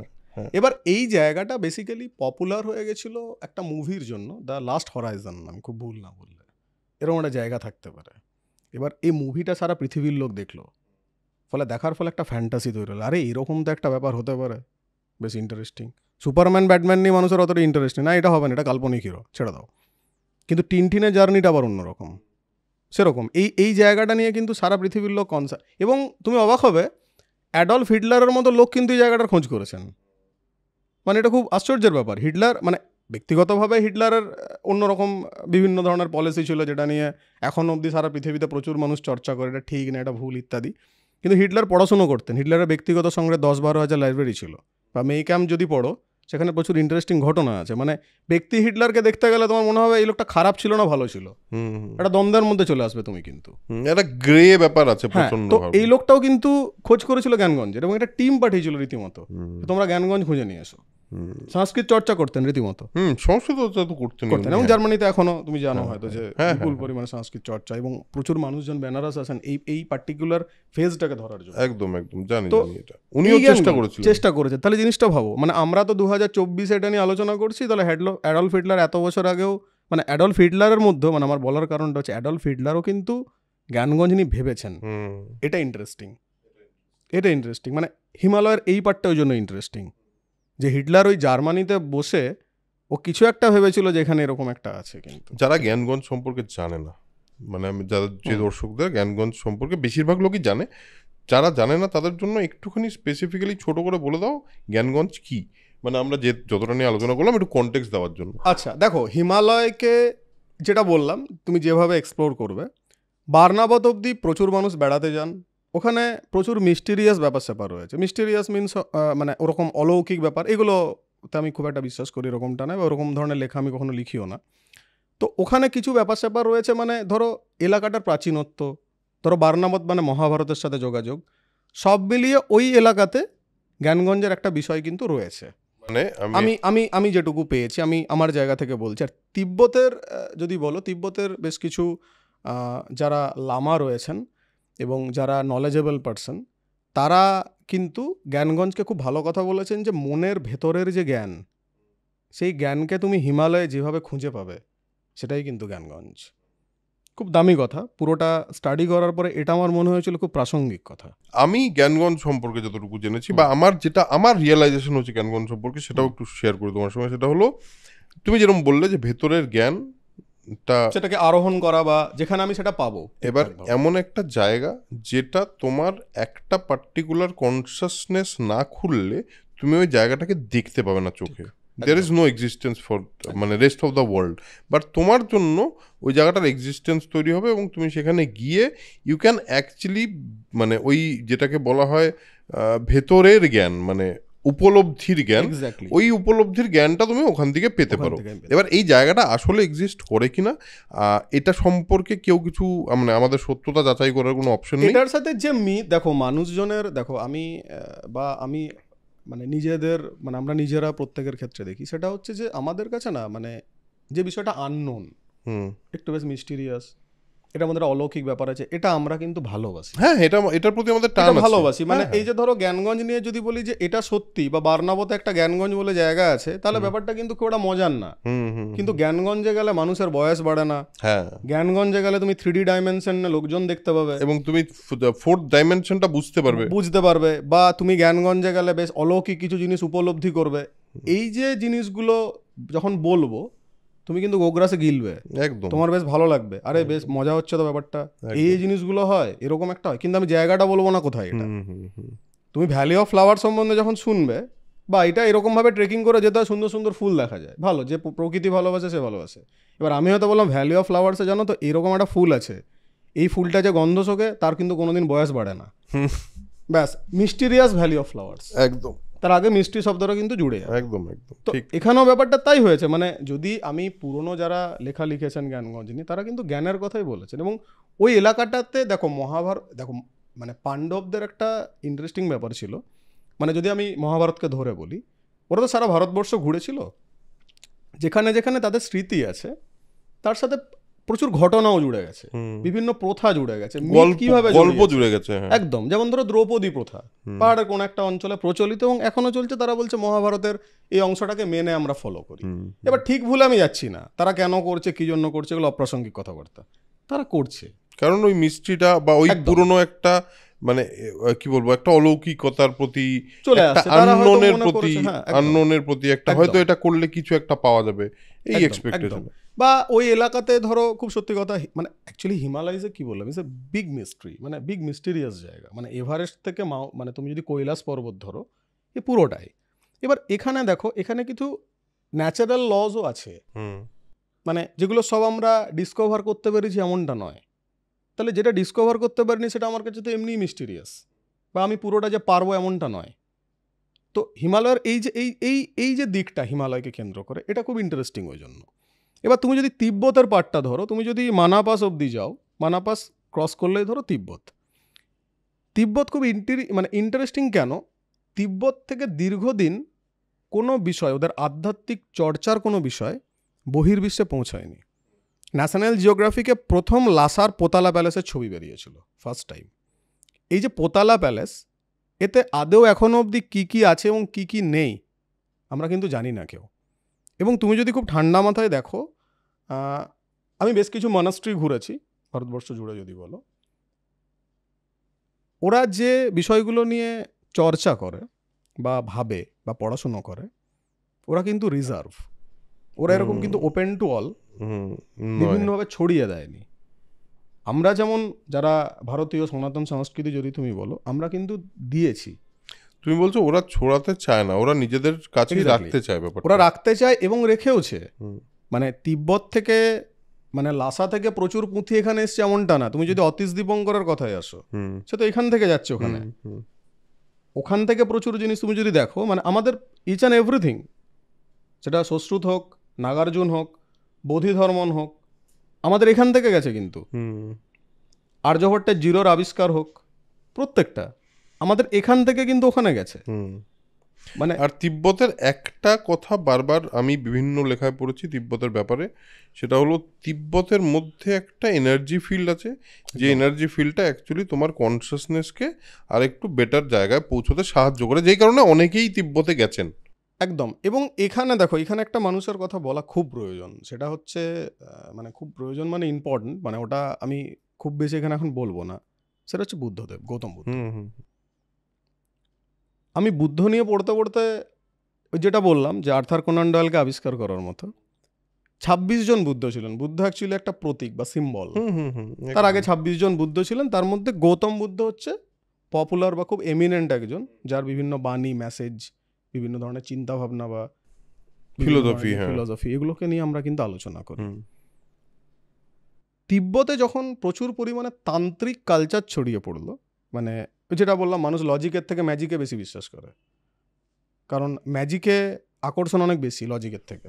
একদম 100% তো ঠিক আছে। বটেই, হ্যাঁ। ফলে এই যে ম্যাজিকগুলো বিভিন্ন জায়গায় হয় তন্ত্রকে কেন্দ্র করে, ওই ম্যাজিকটা কিন্তু তিব্বতে একটা বিরাট আকার ধারণ করেছিল। সেই সময় ওখানকার রাজার মনে হলো যে এই যে তন্ত্র মন্ত্র ম্যাজিক এই সমস্ত হচ্ছে, এই ব্যাপারটার জায়গায় আমরা বরং একটু সাংস্কৃতিক দিকে জোর দিই, আমরা বুদ্ধদেবের ফিলোসফির দিকে একটু মানে জোর দিই। সে কারণে বৃদ্ধ বয়সে অতীশ দীপঙ্কর এখান থেকে কিন্তু ওখানে যাচ্ছেন মূলত এই বিভিন্ন ভুল ধারণাগুলো ভাঙানোর জন্য। আবার আরেক বাঙালিও কিন্তু তিব্বত গেছে, শরৎচন্দ্র দাস, খুব ইন্টারেস্টিং। তিনি একটা ম্যাপ ট্যাপ বানিয়েছিলেন এই সমস্ত ব্যাপার। আর তুমি যে তন্ত্রের কথা বললে, সেই তন্ত্র আসলে আস্তে আস্তে বৌদ্ধ ধর্মের মধ্যেও এই দুটো খুব একটা প্যারালাল জায়গায় ঢুকে গেছে। ওরকম শুধু যদি বলবো, দেখো ব্যাপারটা হচ্ছে যে কিভাবে, মানে তন্ত্রের প্রভাব কিভাবে পড়লো বা এই ব্যাপারটা খুব মানে কোশ্চেনেবল আর কি, কখন কিভাবে কোথায় মিশেছে। মানে দেখো, যেমন মিথিলা অঞ্চলে প্রচুর চর্চা হয়, হুম, এবং একটা সময় ছিল যখন মিথিলাতে যা পড়ানো হতো সেটা মিথিলা থেকে বাইরে নিয়ে যেতে দেওয়া হতো না। বাসুদেব সার্বভৌম বলে একজন ছিলেন, যিনি মিথিলাতে পড়াশুনো করতে গেছিলেন। উনি পড়াশুনো করে নবদ্বীপে টোল খোলেন। বাসুদেব সার্বভৌমের সবচেয়ে গুরুত্বপূর্ণ ছাত্র ছিলেন হচ্ছে চৈতন্য মহাপ্রভু। আরেকজনের নাম ইদানিং এখন প্রচুর শোনা যায়, তিনি হচ্ছেন কৃষ্ণানন্দ আগমবাগীশ। হুম, হুম, হুম। ঠিক আছে। তো বাসুদেব সার্বভৌম কিন্তু খুব নলেজেবল পার্সন ছিলেন বলেই, মানে ওখান থেকে কোনো কিছু নোট করা যেত না এবং সঙ্গে নিয়ে আসা যেত না। বাসুদেব সার্বভৌম কিন্তু সেটা করলেন। তিনি কিন্তু নবদ্বীপে টোল করলেন, মানুষজনকে পড়ালেন। বাসুদেব সার্বভৌমের বাবা কিছু একটা কারণে কাশী চলে যান। পরবর্তীকালে এই বাসুদেব সার্বভৌম কিন্তু যাচ্ছেন কোথায়? পুরীতে, প্রতাপরুদ্রের ছত্রছায়া থাকছেন। পরবর্তী ক্ষেত্রে তখন নিমায়, মানে যখন চৈতন্য মহাপ্রভু হয়ে গেছেন, মানে টোলের সময় তার নাম নিমায়, আমি বলার প্রসঙ্গে যাই হোক এটা বললাম। তো পরবর্তীকালে আবার বাসুদেব সার্বভৌমের সঙ্গে কিন্তু শ্রী চৈতন্য মহাপ্রভুর দেখা হচ্ছে পুরীতে। হুম, তো এই যে ব্যাপারটা, আমি এটা কেন বললাম, তিব্বত এরকম কিন্তু রিজার্ভ ছিল, মানে ওরা এখান থেকে যা নিয়ে গেছিল বা ওদের নিজস্ব যা কিছু ছিল ওরা কিন্তু ওদের কাছেই রেখে দিয়েছিল, এবং এখনও ওদের ওটা কিন্তু ওখানে রাখা আছে, দে আর রিজার্ভ। মানে কোথাও তুমি দেখবে না যে কোনো একজন লামা কোনো একটা, ওনারা প্রবচন দেন বুদ্ধদেবের বাণী, কিন্তু ওদের এই যে ফেজটা আছে, এই ফেজটা একটু ডিফিকাল্ট। মানে এটা তোমাকে প্রথম কথা পালি জানতে হবে, ঠিকভাবে পড়াশুনো করতে হবে, তার সঙ্গে ধরো ওদের কিছু সাংকেতিক দিক আছে জানতে হবে, এমনটা নয়। আর এখন যে তন্ত্রমন্ত্র নিয়ে লেখা হচ্ছে বা চর্চা হচ্ছে, দেখো তার পুরো ব্যাপারটা হচ্ছে কি, তুমি যেটা জানো না সেটা নিয়ে অনেক কিছু লেখা যায়, তোমার চ্যালেঞ্জ করার জায়গা নেই, আর তুমি ওটা বাড়িতে তো পদ্ধতিটা অ্যাপ্লাই করবে না, ঠিক। সবচেয়ে বড় কথা। ফলে এটা কোনো প্রবলেম নেই লেখার ক্ষেত্রে, ইটস নট চেজেবল। কিন্তু তুমি যখন একটা সত্যি কথা লিখতে যাবে, অতীশ দীপঙ্করকে নিয়ে লিখতে যাবে, শরৎচন্দ্র দাসকে নিয়ে লিখতে যাবে, তখন কিন্তু তারা সম্বন্ধে ইনফরমেশন আছে, ইটস চেজেবল। এটা তোমাকে জানতে হবে, তবে তুমি লিখতে পারবে এইটা। এবার তোমার একটা, এই যেহেতু আমরা একটুখানি আধ্যাত্মিকতা ইত্যাদি ইত্যাদি নিয়ে কথা বলছি, তিব্বত নিয়ে কথা বলছি, তোমার একটা কাজ আছে নাগা নাগা সাধু সাধু সন্ধানে। হ্যাঁ। ঠিক। এবার নাগা সাধু নিয়ে আমি এবং আমাদের টিমের প্রেমাশিস বলে আরেকজন আছে, ও একটা নাগা সাধুর উপর একটা বই পড়ে এবং আমাদেরকেও দেয়, আমরাও পড়ি। আমার জন্য নাগা সাধু বিষয়টা সম্পর্কে কোনো আইডিয়া ছিল না। আমার নাগা সাধু সম্পর্কে কী আইডিয়া ছিল, যারা ওই লেংটি পরে ঘুরে বেড়ায় তারাই নাগা সাধু। তো এটা যে একটা সিস্টেম ছিল, এটা যে একটা হায়ারার্কি আছে, এটার যে একটা ওভারঅল হিস্ট্রি আছে, এটা আমি জানতামই না। তো তুমি এটা নিয়ে মানে কি, আমি কেন যেখানে লিখলে? শেষ করলাম চৈতন্যদেবে ছিলাম, তো ওখান থেকে শুরু করি। শ্রী চৈতন্যর পরে একটা অংশ, যখন চৈতন্য মহাপ্রভু সন্ন্যাস নিচ্ছেন, কাটোয়ার কেশব ভারতীর কাছ থেকে সন্ন্যাস নিচ্ছেন উনি, ঠিক আছে। ভারতী কি, আদি শঙ্করাচার্য বেশ কিছু ডিফারেন্ট টাইপ অফ পার্ট ভেঙে দিয়েছিলেন, পুরী, গিরি, ভারতী এরকম। কেশব ভারতী হচ্ছে ভারতী সম্প্রদায়ের অন্তর্ভুক্ত। যেমন ধরো শ্রীরামকৃষ্ণকে যিনি দীক্ষা দিয়েছিলেন তোতাপুরী, দেখুন পুরী পুরী একদম, হ্যাঁ আছে তো, পুরী, এখানে কিন্তু ভারতী এরকম। আদি Shankaracharya is a big reformer, মানে বিগ কথাটা আমি ব্যবহার করছি কেন সেটাও বলে দিচ্ছি। মানে হিন্দু ধর্ম শেষ হয়ে যাচ্ছিল বা অবক্ষয়ের দিকে যাচ্ছিল, বৌদ্ধ কালচার চলে এসেছিল, শঙ্করাচার্য, এটা নয়, অনেকগুলো দিককে ভেবেছিলেন মানুষটা। মানে যদি আমি মানে একটা কথা হচ্ছে, একটা মানুষের তো একটা জার্নি থাকে। আদি শঙ্করাচার্য কম দিনের মধ্যে যে জার্নিটা করলেন, এটা কিন্তু সত্যি মানে হ্যাটস অফ বলাটা খুব ছোট অ্যাকচুয়ালি, মানে ভাবা যায় না সত্যি কথা বলতে গেলে। ভারতের 4টে প্রান্তে 4টে মঠ, 4টে মঠে 4টে বেদকে কিভাবে পড়ানো হবে, বিভিন্ন তীর্থ প্রতিষ্ঠান যেগুলো ছিল, যেগুলো প্রায় শেষ হয়ে গেছিল, ভেঙে পড়েছিল, অবক্ষয়ের মুখে চলে গেছিল, মন্দিরগুলো বন্ধ হয়ে গেছিল, সেই মন্দিরগুলোকে উনি আবার জাগিয়ে দিলেন। এবং বেশিরভাগ জায়গায় কিন্তু দক্ষিণ ভারত থেকে পূজারীদের নিয়ে গেলেন, কারণ তারা কালচারাল দিক থেকে স্ট্রং ছিল সেই কারণে। এবার আদি শঙ্করাচার্য এই যে মুভমেন্টটা করলেন, এই মুভমেন্টটা ভারতকে কিন্তু নতুনভাবে একটা জার্নি শেখালো। It's a new journey. এবার এই যে নাগাতে আসছি আমি, নাগা সাধুর ক্ষেত্রে যেটা হয়, 2-3 ধরনের পদ্ধতি হয়। একজন বাচ্চাকে ছোটোবেলা থেকে ট্রেন করা হয়, আর দ্বিতীয় যদি বলি যে নাগা টার্মসটাকে যদি আমি ব্যবহার করি, তাহলে সেটা হচ্ছে কৃচ্ছ সাধনা এবং ত্যাগ, এই দুটো। এবং এই দুটো জানতে গেলে কিন্তু খুব পরিষ্কার কথা, কুম্ভ মেলা যেতে হবে। আমার কুম্ভ মেলাগুলো ঘোলার যে ছোটোখাটো অভিজ্ঞতা আছে, সেই অভিজ্ঞতা থেকে আমি বলছি, সেটা হচ্ছে যে কুম্ভ মেলাতে তুমি ভ্যারাইটিস টাইপ অফ নাগা দেখতে পাবে, ভ্যারাইটিস টাইপ অফ। কেউ হয়তো দেখবে সূর্যের দিকে তাকিয়ে আছে, ওটাই তার সাধনা। কেউ হয়তো একটা পা তুলে দাঁড়িয়ে আছে, সাধনা। কেউ হয়তো একটা হাত তুলে দাঁড়িয়ে আছে, হাতটা সরু হয়ে গেছে, সাধনা। ইটস এ সাধনা মানে। এবং এদের যে ওয়ার্ক প্রসেস বা ওয়ার্ক মেথড যদি আমি বলি, সে মেথডগুলো কিন্তু খুব কষ্টকর। মানে স্টেপ বাই স্টেপ একজন যে নাগা সাধু হচ্ছে, তার যে নাগা সাধু হওয়ার প্রসেস, এটা তাদের একটা ইন্টারনাল ব্যাপার, তার জন্য বিভিন্ন ধরনের আখড়া আছে। কুম্ভ মেলা এটা আমাকে কিন্তু শিখিয়েছিল। মানে খুব সত্যি কথা, হয়তো ভারতবর্ষের প্রচুর মানুষ আছেন যারা নাস্তিক, প্রচুর মানুষ আছেন যারা আস্তিক, কেউ হয়তো ভগবান মানেন, কেউ ভগবান মানেন না। সারা পৃথিবী থেকে কোটি কোটি মানুষ কেন আসছে, এটা আমার প্রশ্ন। কিন্তু এটা আমি যে উত্তর পেয়ে গেছি এমনটা নয়। এই খোঁজটা হচ্ছে ভারতীয় আধ্যাত্মিকতা, এবং এই খোঁজটা কিন্তু হাজার হাজার বছর ধরে চলছে। এমনটা নয় যে আজকে এই খোঁজটা হলো কালকে থেমে গেল। যে যেভাবে খুশি খুঁজছে, কিন্তু প্রত্যেকে খুঁজছে। আমি খুঁজছি, তুমিও হয়তো কোনো একটা জায়গা থেকে খুঁজছে, যারা দেখছেন তারাও কোনো না কোনো একটা জায়গা থেকে খুঁজছেন, প্রত্যেকে খুঁজছেন কিন্তু, এবং কোনো না কোনো একটা মাধ্যমে খুঁজছেন। তার একটা পথ তিনি বেছে নিয়েছেন। হ্যাঁ, ওই জন্য আমাদের এখানে কিন্তু পার্টিকুলার কোনো পদ নেই, সেই জন্য এটা কিন্তু সনাতন। ওই তো যত ট্র্যাডিশন, যত মত তত পদ, এটা ট্র্যাডিশন। ওই ট্র্যাডিশন মানে ট্র্যাডিশনাল ভ্যালুজ এটা চলছে। ট্র্যাডিশন মানে কোনো একটা জিনিসকে আমি রিজার্ভ করে দিলাম, এটা নয় কিন্তু। It's a tradition, it's a practice, it's a philosophy. একদম আমাদের জীবন ধারণার পদ্ধতি। আধ্যাত্মিকতা ওরকম রিজার্ভ নয় যে এই লোকটা ওরকম বলে গেছে, এটা নয়। নাও মানতে পারো একদম। একটা সময় যদি দেখো যে আমাদের যে ইম্পর্টেন্ট, ধরো এখন সূর্য মন্দির দেখা যায়, কোনারকে পুজো হয় না। কাশ্মীরে আছে সূর্য মন্দির, এরকম ধরনের প্রচুর সূর্য মন্দির আছে, কিন্তু পুজো হয় না। আমরা কিন্তু সূর্যকে সরাসরি পুজো করছি, তাহলে মন্দিরগুলো হঠাৎ করে ইনভ্যালিড হলো কেন?